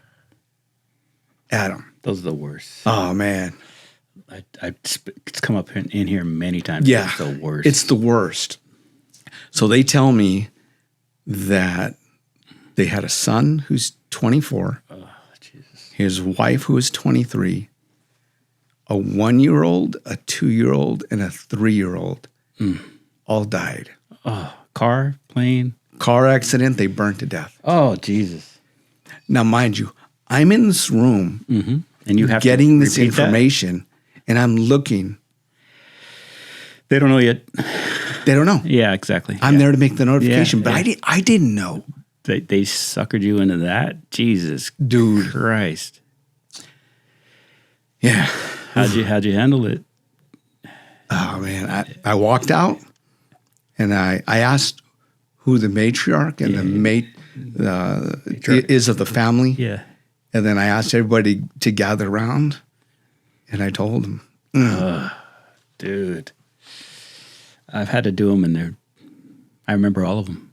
Yeah. Every word. I remember her face. I remember, again in here, scream. That scream, that's just ear piercing. I can hear it now. I hear it right now, too. It doesn't go away. Telling someone that they lost a loved one is the worst call a cop could get. Second worst is baby not breathing. See? Yeah. There's a podcast coming out today, this show. There's a few of those stories. Yeah. Comes out today. They're brutal, and they don't outlive them. And I wish people knew how hard it is for us to take it and just keep doing the job. Give a little slack some freaking time, man. Yeah. Yeah. So when I told them, the family was running to the Christmas tree and pulling up gifts because they were expected to come home that day. Pulling the gifts out? Yeah, pulling pictures off the walls, crying. Oh, dude. Jesus. Yeah, it was horrible. Things you take home. Right. All the time. You change the way you live. Change how. There's a deputy, you know Terrence Smith? Yes. Terrence and he didn't get into something after he retired. And I'm not going to say what happened, but it was the final answer. It's too bad it happened to happen after, you don't have any, because what we have is our peace officer protection. You don't have that. It's different. Yeah. It's different. That's why when we say you go out off duty and you go with your family, I'm not that guy that's going to do all the things I would have done if I had this big department behind me. I'm a good witness, unless it's touching me. Mm-hmm. Right. Different. It's different. I got a bunch of buddies are at Dodger Stadium. And we had a conversation here. I don't know if you saw it, but they even mentioned it. You don't have that. You're a security guard now. Security guard, yeah. And it's cool. It's a great job. Dude, they get to do all the cool stuff with the Dodgers and stuff. But I'm that person that goes, I'm going to get into shit, dude. It's going to be me and you. Yeah. It's going to be me and you because that's just what always happened when we were together. We're okay. Together, we're all kinds of shit. But they've said, hey, you got to be careful. What do you do? Someone puts their hands on you, you're going to get sued. You're going to get hurt. You're going to get all these things. You have nothing behind you. No protection. It's kind of scary. And we're older. We're not those young kids we once maybe were. we think we can do it. We can get our asses kicked out. Yeah. I don't know. Yeah. There's a lot of kids that are badass now, man. I don't know. Ooh, shit. Yeah, and you can't judge a book by its cover.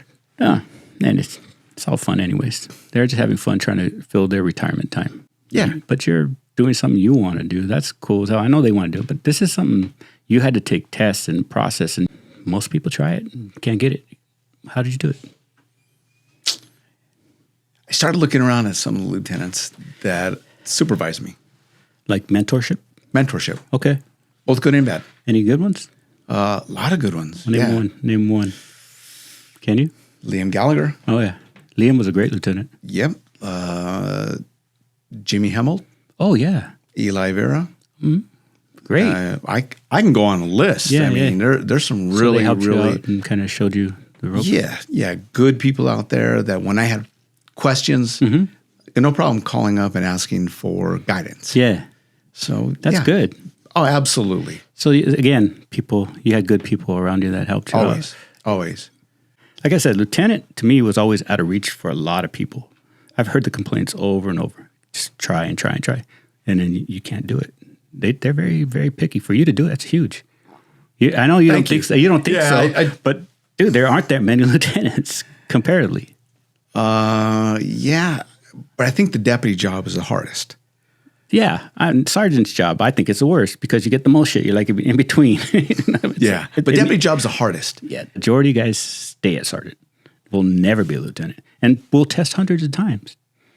So there's a way. And you got to be good at it once you get there, right? Yes. And I think what you got to do is you got to build up the experience, right? To be an effective sergeant, you have to have experience as a deputy. Yeah, absolutely. To be an effective lieutenant, you should have the experience of being an effective sergeant. Okay. And you can't fake it. Yeah. You can't do it because we all see through bullshit. Yeah. If you're lying to me or you're telling me I got your back and I care about you, dude, just sit back and watch. You'll see it. Be able to tell whether I really do or not. Yeah. When you actually show people that you care. Yes. Right? Adam, how's your family? Yeah. How's your kids? Hey, your son had a softball game. Yeah. A football game. Hey, your son's a quarterback. Man, give some stats. Yeah. Or your daughter is playing soccer. And I knew every one of my deputies. You have a memory that would do that. But because I cared. Yeah. It wasn't just like a trying to memorize stuff. No, it was actually I took interest in people. Yeah. And they reciprocated. They'll work for you. They'll want to be around you. They'll want to do good for you. That's so what I remember that. I'm going to take that quote right there. So you said they work for me. Mm-hmm. Opposite. I work for them. Okay. This is the way I always explained it. And I really pissed off a lot of my peers. Okay. Really? Yeah. I wrote an article called Managing from a Desk. Oh, okay. Right? Yeah. From a watch commander's perspective. Okay. Okay.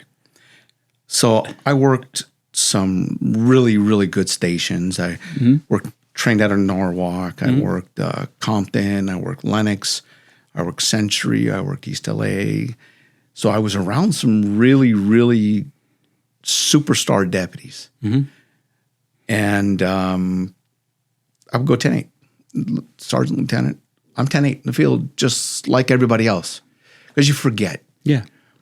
So I would go on ride-alongs, not ride-alongs, I'd be partners with people or I'd go out on myself. Yeah. But you go to the scenes and I tell you, okay, so this one night I went out with Eric Valdez in East LA. He and I had been friends since we started the department. Great guy, great family guy, experience, just solid man. Yeah. So we went to several calls throughout the night. So first, it's a Friday, Saturday night, I don't remember which one it was, but we went to a party call. Yeah. Okay, and so from the watch commander's seat, these calls go out and you're monitoring and listening to deputies respond to the 415E is the radio call for a loud party. You think, okay, no big deal. But you forget, when you roll up as a deputy going to these parties, there's 400 or 500 people there. Every time. Drinking. Yep. And they don't want to end the party. They don't want to end the party, right? There's guns. Mm-hmm. There's dope. Mm-hmm. And they know you're coming. I mean, they see you. Everybody's running up. There's a great scene in that movie, End the Watch, where the officers are responding to a party and kids running around collecting the guns and all that stuff. Well, you go to these parties, and I did on that particular night multiples, and I thought, man, I forgot how wild. And it's not just an easy, hey, turn the music down. Nah, it's like, F you can't come in my backyard. They'll throw shit at like bottles and talking all kinds of trash. And I mean, all that stuff. That's the first call. So we clear out that call and we go out to another one, domestic violence. The code is 273.5. So it's nighttime. I worked early morning shift with them. So we walk along this house. It's a triplex. So we walk around the side, and as we're walking around, there's the clotheslines, right? Oh, yeah. And I'm a short dude, so right under it. It skimmed the top of my head. Had I been running, I'd have been clotheslined, like literally clotheslined, right? Yeah. So we go through this. We go into the backyard. And in the backyard, it's a Mexican neighborhood, it's in East LA. There is the statue of Guadalupe with all the lights on it, the candles and all that stuff. Yeah. On the other side, Jesus Malverde with the exact same kind of, dope lights and flowers, and there's a Rottweiler. Oh, no. Rockwilder. That's how we say it in the ghetto, right? Rockwilder that's chained up, trying to come eat us, right? Yeah. And this dude is Fortunately, his chain is not letting him come. So then this is just the walk to get to the second house. Oh, Jesus. Right? This is just getting into the backyard. We get in there. This house is broken up. The cabinets are broken. The table's flipped over. There's glasses everywhere. There's a young wife. There's a young girl. She's like maybe 10. She's crying. I can see her feet are bloody because she stepped on the glass. Oh. The woman's face is all beat up. So, okay, where's the man? He's in the room. We go into the room, and the fight is on. Oh, shit. Okay. He's drunk. He wants to rock. Okay, cool. So we are handling him. We get jumped on by his wife. Yeah, of course. Always on your back. She just got beat up by him. It doesn't matter. He's going. But now she's on us, and we're not trying to hurt. No, but it doesn't matter. He's going to jail, and there goes the money. And he's the breadwinner. Yeah, every time. It's not. It's not making fun of it. It's the truth. It's the truth. They call you. They've been beat up. You're trying to take him. He starts to fight. The wife will join. Yeah, it happens all the time. Right. So we arrest both of them and end up going to jail. Right. We drive get them the okay to book and all that stuff. And as we're driving, we see some dude with a gun. He's right in front of us. And, we stop and grab him. Got people in the back seat. We just had all this crazy stuff. And we started our shift like 2 hours ago. We just started. And so that's awesome. As a watch commander, as a lieutenant, I'm reviewing what the deputies did in the field, right? Uses of force, pursuits, foot pursuits, and all that. In the safety of an office that's air conditioned, that I have all the time in the world to review and make sure that everything's done perfectly, policy and within the law and all that stuff, but not with the flavor that goes with it, the flavor of everything that went into this arrest. Being there. So we had a few other calls, but anyway, I wrote an article saying, lieutenants, get off your ass and get out there. Yeah. Remember how it was if you ever knew, because unfortunately some people promote through really quick without really doing a lot of experience and time in a radio car. It's true. And you can't fake it. No. But it was a good reminder that job's tough. Yeah. These people put up with a lot of stuff. Well, you've said a word I've said in here many times. You can't fake it. You can't fake it. Whatever rank. You can sneak into jobs, but it will come out. It will come out. It will come out that you're lacking, and it'll be obvious. You can't. You think, I'm going to get this promotion, this bump, to go to this unit. I'm going to go to special unit. Then you got to do the work. And, dude, they can try to, I'm going to do something. It's going to come out. Yeah. It's going to come out, no matter what. It's good that you saw that, though. Yeah. What happened to the article? It got published. Where? Star News. No way. Yeah, this is many years ago. You can research and find it. See it. But I got so much hate and email. Like, what are you talking about? Why are you putting this on blast? Why are you doing this? You're not a deputy anymore. You're a lieutenant. I was told once you get bars, you're an admin. You're not a deputy anymore. That's what I was told. And the very first statement I said in this meeting, all of us are deputy sheriffs. Yep. It says it right on our badge, deputy sheriff. And I ran into a young deputy just last week. Yeah. And we were talking, and he said, I want to tell you something that you told me way back when. And now we're talking like 10 years ago.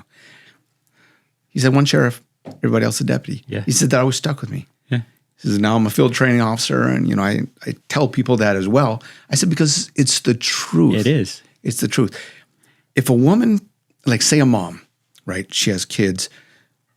Her son gets shot on the sidewalk in front of the house.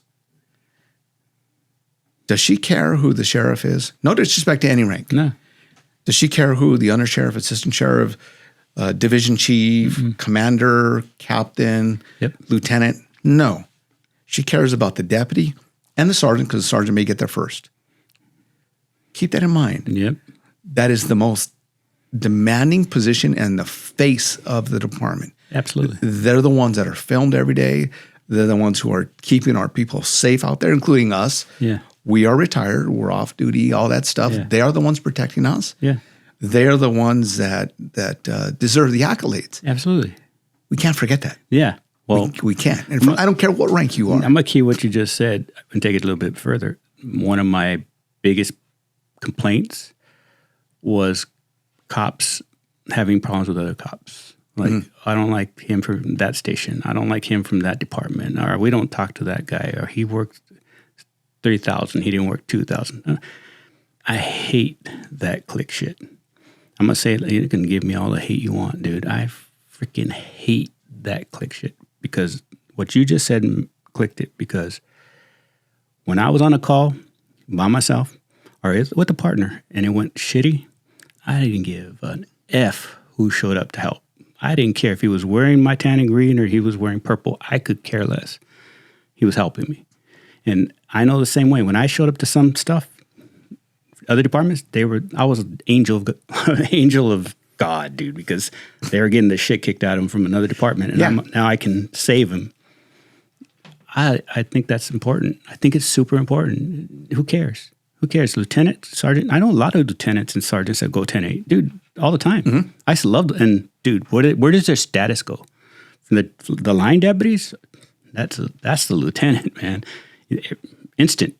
If a sergeant starts, I'm 10-15, I got a gun. Shit, I got to get a gun. Sarge got a gun. You know what I mean? Yes. It's lead by example. And I know you did. I've heard I always asked about, how's David doing? Shit. I'm just so pissed that I retired and you went to the unit I was at. Yeah. Oh. Right? Who would have thought? Dude. Who would have thought? How much fun would I would we have held my had? retirement if I knew that was going to come true. I swear, dude, I would have loved to work for you. With me. Whatever. Yeah, I would with me. I say it all the time, and I really would love mean to work with you. And I know it would have been fun because the job, I don't know if you know the job because you were part of it. Yeah. Dude, I'm probably getting in trouble. We had it when we were there. Oh, dude, I don't know I have no clue what they're doing. The day I walked out, I'd never been back in the room. And I've never called the office because I don't want anything to do with that. Yeah. I'm done. You're done. I'm done. Next chapter. I don't go back and say, hey, how's the guys? What cases you working on? They're probably doing the same shit, but I know when we were there, oh, dude, it was so much. You would have had a blast. We would have made your head spin. I missed that. And then now Mike's there, Del Real. Yeah. And I know Mike before he was on the department or he just got on the department, the first day, because he was my neighbor. He actually, when he joined the department, he was a part of that step where they step part deputy and come back. And yeah.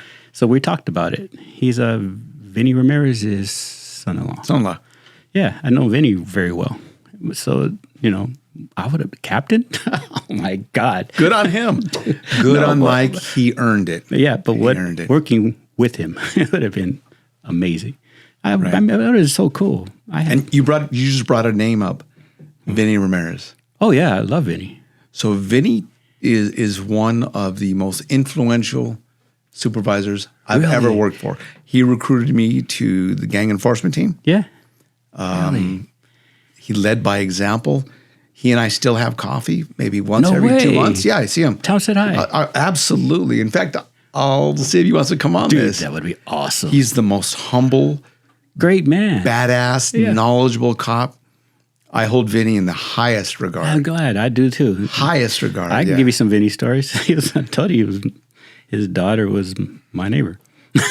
Yeah, great guy. I'll tell you a quick story. Is the way I met them was, met Vinny actually.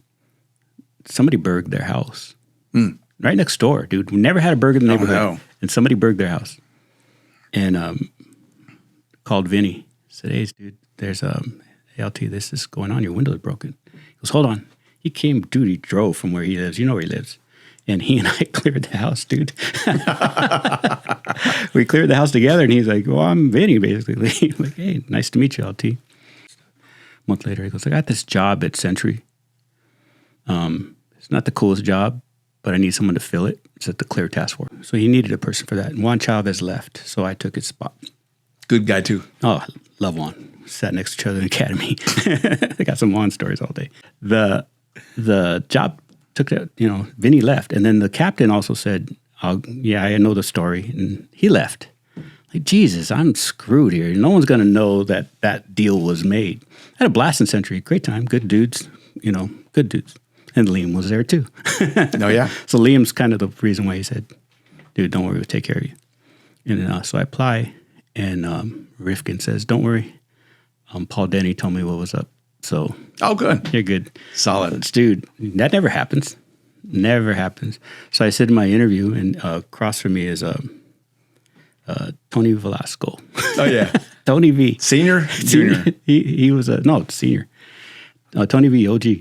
He's sitting across from me, and I work with him, and he was an overtimer at the jails. He looks at me, he goes, how come Rifkin hates you so much? And I said, what? He goes, just kidding, dude. So how was your weekend? But I had done it already. I had paid my price. I mean, you work with me. Dude, I love to work. So I wasn't one of those guys that's like, I'm not going to. Let's go. I'm going to go hide over here. Let's put on the blinders. Hell no, dude. No. We run over each other to get on top of shit. Turn out the lights, roll down an alley, middle of the night, looking for bad guys. Funny, though. The contacts with you, though, because you would just make, dude, everybody be laughing by the time. Because I got you. You thought you were going to get away. It was a lot of fun. It was a game. Yeah. Out in in some areas, you can't do surveillance. No. They know you're coming a mile away. The car doesn't belong, you don't belong, and all that stuff. We did things like, man, I wore a ghillie suit in bushes. I remember. Across the street from a house.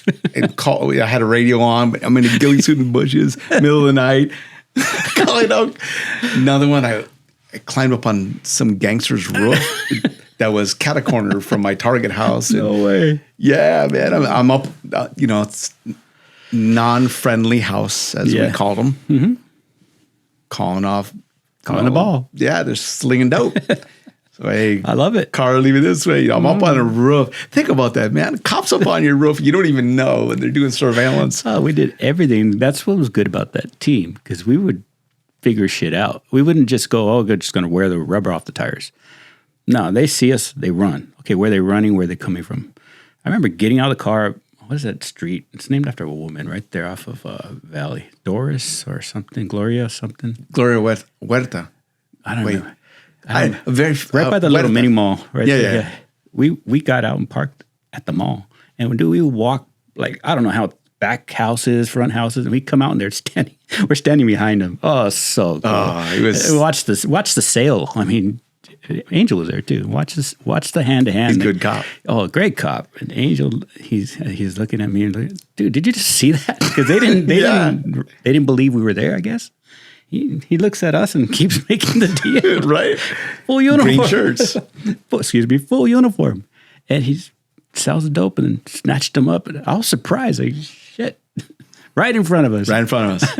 Well, they didn't expect that from us. But that's why we did it. It was fun. It was a lot of fun. Walking through the little courtyards and the kids are playing. You're looking at you like, what the hell are you doing? Well, we're sneaking over there. Yeah. Foot patrol. Oh, yeah. Cars 3-4 blocks away. We're just walking up. Yeah. Good times. Yeah. A lot of good times. Oh, man, that's great. Great career. Outstanding. You had an outstanding career. You did too. Nah, I did. I'm very rich at home. I'm very rich. I'm blessed. Yep. Blessed. We get to do this. Get to pull guys in. Pull guys in here that aren't scared. I love it. I knew you'd come in, dude. You're not that guy.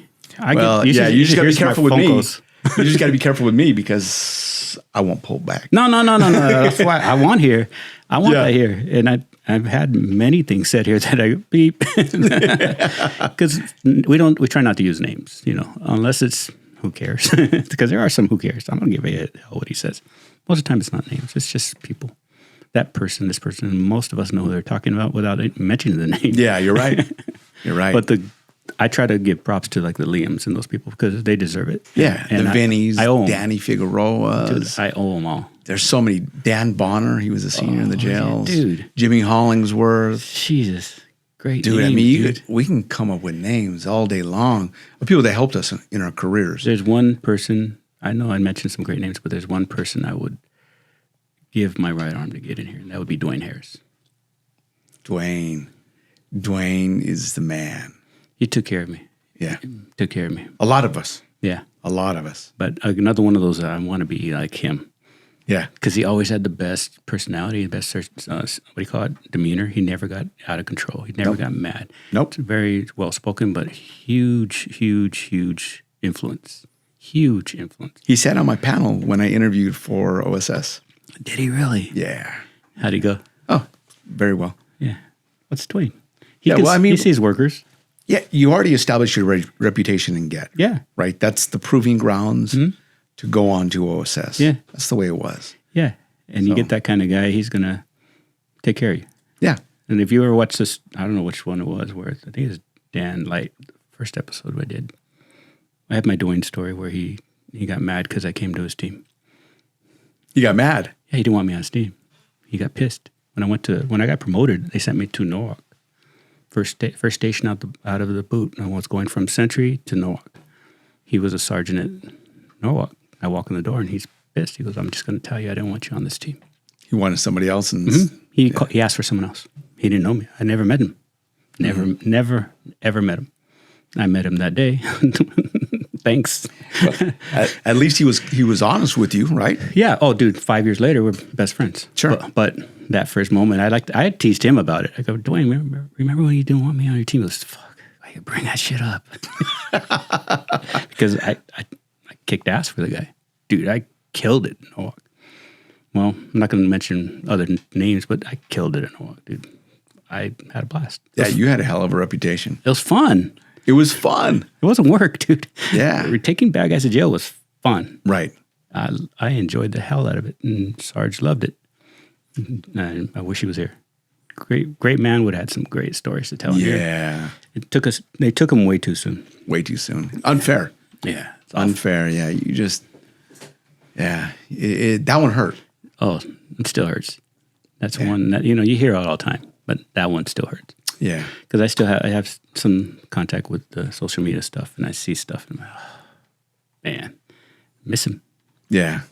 Anyway, brother, thank you for coming out. Unless you got something new, I want to hear it. Anything? No, nothing new. Book? Nothing? I don't know. If I wrote a book, You they'd commit could. me. No, you could. Dude. They would commit me. Oh, No, childhood's you're crazy. articulate, bro. You could tell all kinds of stuff. I know we both have a bad start. We both had a bad start. You had a worse start than me. But to go through and be here. What do you mean worst start? I mean, the cards were against you, man. There was a lot of roadblocks, a lot of things where you could have. I call them diversions because of my family, my dad, and all this stuff. Easily could have took me the wrong way. Oh yeah, and I did. I was walking those. I was in the wrong side. I'm not going to say I avoided. I was, you just get lucky sometimes. Yeah, but I walked all that crap, all of it, and I don't know why, but I get pushed back to the right side. I guess I don't know. Yeah, luck and prayers. I know my mom lights a lot of candles. Yeah. Oh yeah. Here's one more thing I want to talk about. Just people think that cops come from these great households and that we have silver spoons, we're born with affluence and mom and dad and all that stuff. Well, that's not the case with all of us. Nope. I give you a little bit of what you referred to. Yeah. But I didn't want to push. I wanted you to, if you want to talk, I would. Yeah, I'll talk a little bit. Yeah. I don't ever say, "Tell me about this." And it's like, no, dude, I thought we weren't going to talk about it. Whatever you want to talk about. Sure. So my mom, my family's from East LA. Mm-hmm. Mom had my oldest brother when she was 15. Okay. Then she had my next brother when she was 17. Okay. The father of them was a gangster from Temple Street. Lived his whole life in prison. He's dead now. She had me at 19 from a rival gangster. Another East LA gangster. No way. Yeah. His nickname was Jap from Happy Valley. My dad. No way. Oh, yeah. So 3 kids at 19 years old. Gangster dads, and rivals. And my mom associated with a different gang, El Sereno 13. 3 gangs now. 3 gangs, 19 years old. No. Unfortunately, was born addicted to amphetamines. She had been arrested twice while she was pregnant with me. You know, I ran her raps after she died. Just one curiosity. Yeah. And, my brothers and I were taken away and lived in foster homes. Damn. For about 5 years, and she eventually got us back. And, you know, gangster dads had all their kids from other women too. Other women.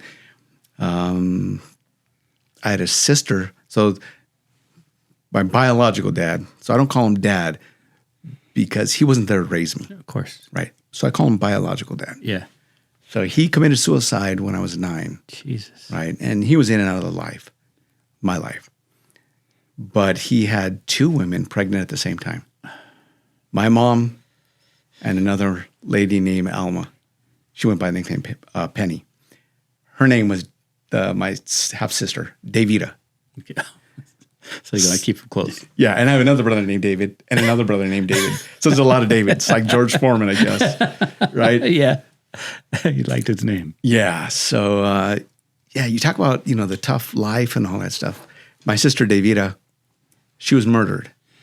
And her body was dumped in Fontana. No way. 1986. Big story because they had a difficult time identifying her. She had run away and, you know, she had issues. But there was a reporter named Dan Medina, who he was an independent journalist, like one of the ones that goes out and does his own thing. Yeah. Well, he was doing an expose on female gangs. Okay. So I have absolutely no idea how he knew my sister, Davida, was about to get jumped into El Sueno 13.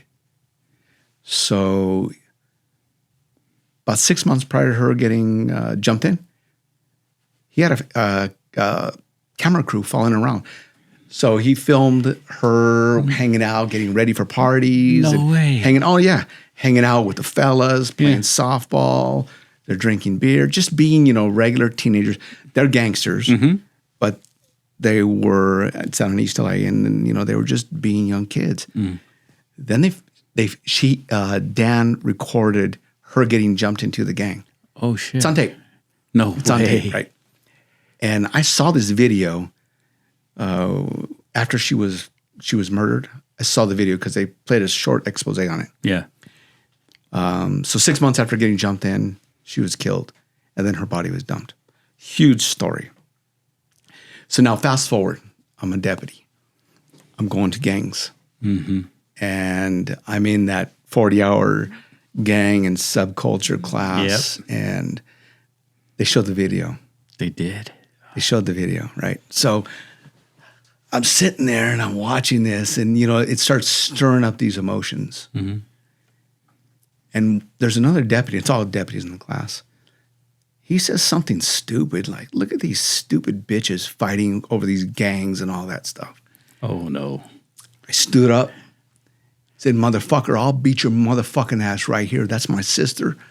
You have no idea what you're talking about," and all that stuff, man. I mean, it just hit such a nerve so fast. I mean, I was ready to kick his ass right there. Calm down, didn't fight him, and didn't do all that stuff. But now I thought, man, I want to get all the raw footage of all the recordings, Davida, because it was all edited, right? Obviously for the video. Yeah. So I talked to another legendary O.S.S, Sergeant Wes McBride. Oh yeah, I know Wes. Talked to Vinny. They knew this guy, Dan Medina. Oh, no way. So I said, "Hey, can you put me in touch with him? Because I'd like all the raw footage." And so, yeah, no problem. Put me in touch with Dan. And Dan says, "Yeah, I'll give you the interview." I said, "But you have to sit down and do an interview with me and tell me how it affected your family." No shit. Did you do it? So I looked at him and I said, "Man, you don't understand how the gang life works. So you're an outsider coming into our neighborhoods thinking that you know what's up." I said, "Davida was 2 months older than me. Our moms hated each other because..." Rival gangs. Rival gangs. Yeah. They're both pregnant from the same dude. Yeah. They fought while they were pregnant. Yeah. Oh, geez. I said, do you think that we're all sitting around having dinner? Do you think that, in the gangster life, we're just hanging out like Barbecues 6 o'clock every week. dinner? Yeah. Let's all sit down and eat. These people are rivals and they want to kill each other. Yeah. I said, I'm not doing your interview, but you're giving me my fucking video. Yeah. And he did. He gave it to me. And it was very emotional because, I could hear her voice and she was just a bitty, sweet girl who was lost. Just the wrong side. Just lost. Yeah. So anyway, it was something. And that's brutal. Yeah. She's buried out in Inglewood and, I go visit her every year on her birthday and damn. Yeah. But I mean, people think that we come from these neighborhoods and these families that everything's peachy keen, and they don't realize that some of us don't. But the ones who don't usually make the best cops. Because I understood. I knew how to talk to them. I didn't disrespect gangsters. Yeah, no, exactly. There was no need to. They talked to me. And I've said it on here many times. I never got in fights. I had to help during the fight, but I've never had someone swing at me, come at me, or try to jump me. No one. Dude, do you know how many people we jam? Oh, bro? yeah. All day, every day. You're talking thousands, even the jails. No one's ever. And I said, it isn't because I'm Superman. It's because I don't disrespect a person that isn't disrespecting me. Because they'll disrespect you, and sometimes you got to be careful. Yeah, oh, yeah. Know what you're dealing with. Yes. But if you talk to them like a man or a woman, they usually reciprocate. Unless they're drunk or high, that's a different story. But never. I've always had to help someone in a fight already. And dude, I think that's a good thing. Yep. It means that I could talk to people, and people told me shit. People confessed to me, O.S.S, dude, 11 years, 10 years? People told me, yeah, I did it. Shit. Yeah. Because rapport. Rapport. I could talk to them in a way that they knew they couldn't bullshit me, and I probably understood. I never said, I came from the neighborhood. I never did that. I seen guys do that. I'm from the neighborhood too. No, just talk to them. Just talk to them. Patience. Yep. Yeah. Yeah, but you're right. Cops, a lot of the good cops, not good cops, a lot of cops that I gravitated to were from the neighborhoods. Just guys that, Terrence, he's from Compton. Yeah. We I guess, see each other as company, like a comfort thing, because it's a certain, it's a certain non-fake thing. I don't know if that's a word. Yeah. But you've seen the other side of the guy that's had money his whole life. And sure. And it's harder for them. They make good cops too, but it's harder for them. Right. It's harder for them they'll try to bullshit with a gangster, and he looks at him like, dude. Yeah, you have it's clue. embarrassing. Yeah. And sometimes it's just, hey, homeboy. Yep. You've seen it. I've seen it. Yeah. It's hilarious. Don't try to pretend. Just be we yourself. all see through bullshit. Yep. No, it's great. And I think what kept me on track, or what led me to be, productive, was joining the Marine Corps. Yeah. So I joined the Marine Corps, and there's 3 individuals. Yeah. My drill instructors, senior drill instructor Doug Lubke, Sergeant James Reinhardt, and then Sergeant Stuart Payne. These 3 men probably had a bigger impact on me at that time than any other people. Really? That's when they put hands on us. Yeah. They showed me day one that I'm not as tough as I thought I was. And it was shocking. Yeah. I saw real, true warriors. Like, I've been fighting all my life. These dudes I thought would kill me. Yeah. Right? And put me on that path to success. Mm-hmm. So the military, at least the Marine Corps, we all put limitations on ourselves. Yeah. Right? What you think you can do. You think you can go run 3 miles. Well, they're going to make you run 10 miles. Mm-hmm. Then you do that 10 miles and they say, okay, tomorrow we're running 15. Mm-hmm. So they push you beyond your own limits because they're all self-imposed. Yeah, they want to see where you reach your limit, right? How far you will go. Yeah, till you break. Yeah. And they put hands on us. I mean, they smacked us around. So after probably 30 years after, I joined in 1987. So 30 years later, I wanted to thank them. Yeah. So I found them. No way. I found my drill instructors. I found them, right? That's awesome. So James, he lives in San Diego. He ended up becoming a San Diego deputy sheriff after he got out of the Marine Corps. Yeah. Went down, had lunch with him. No way. And it was crazy because this is the dude that used to smack us around. He was a big dude and intimidating, and he was a beast. Yeah. He was a beast. And I had lunch with the guy, and it was weird. Nice. First calling him James, right? Oh yeah. So that was difficult right from the start. Automatically. Okay, then and we still talk. In fact, I worked at UFC down in San Diego. He lives in San Diego. He's a former, he has a black belt, martial arts.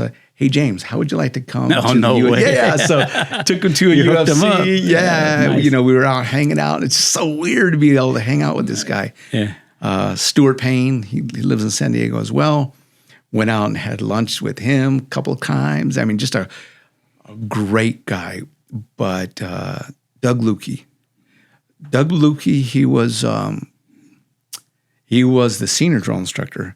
So he's the tough guy, but more of the father figure. He's not really the guy that's gonna smack you around too much. Yeah. One of the most inspirational men I've ever met. Okay. So I wrote him all letters. I found him, talked to him, wrote him letters, and he lives in Minnesota. So I sent him the helmet that I wore during the Rodney King riots. No shit. And along with a heartfelt letter. I want you to have this because you made that big of an impression on me. Yeah. In return, he sent me the campaign cover that he wore on the drill field in the block. Along with the letter. Dude, when I opened it, I cried. I cried. You got to. I'm a grown man. You got to. Crying and talking to these men. You got to. Just exceptional, fantastic people. So a couple years ago, Doug had been inviting me to come out and hang out with him and all this stuff. So I went and stayed with him for a week. So him and his beautiful wife, Nicole, invited me into the house. And, nice. Here I am hanging out with my senior drill instructor. 30 years, That's 38 awesome. years later. Yeah. And he's a fisherman, right? So he works construction. Fisherman. Hey, David, you know how to fish? I'm like, no. Don't know how to cast. Don't know how to tie a knot. I don't know how to do any of that stuff. Yeah. But he says, okay, I'm going to teach you. So we're going fishing. It was actually on Father's Day that we were going to go fishing with his brother. He had an older brother. And so he says, but I got to teach you how to cast first so you don't embarrass me. So he lives on a cul-de-sac, and it was pouring rain, like sideways rain. Like I'm a Southern California guy. Yeah. If it starts drizzling, I'm Storm Watch 2025, right? That's me. It's raining sideways. Yeah. He sets up the rig, and dude is teaching me how to cast. In the rain. So I'm at the end of a cul-de-sac. It's raining sideways. 2 hours I'm out there, and he's standing right by my side. And you didn't complain one bit. It was one of the greatest memories Exactly. that I ever have. Yep. And it was, they say be careful about meeting your heroes because you'll be disappointed. Yeah. Absolutely not. Yeah. 100% wrong. You got lucky. These men are exceptional. And then, so we went fishing on Father's Day, which was the next day. And I didn't catch anything. And so he's pulling the boat onto the trailer and we're getting ready to leave and all that stuff, go back to his house. And he throws me a little rubber fishing lure. And I catch it. I look at it. He says, now you can tell everybody you caught a fish.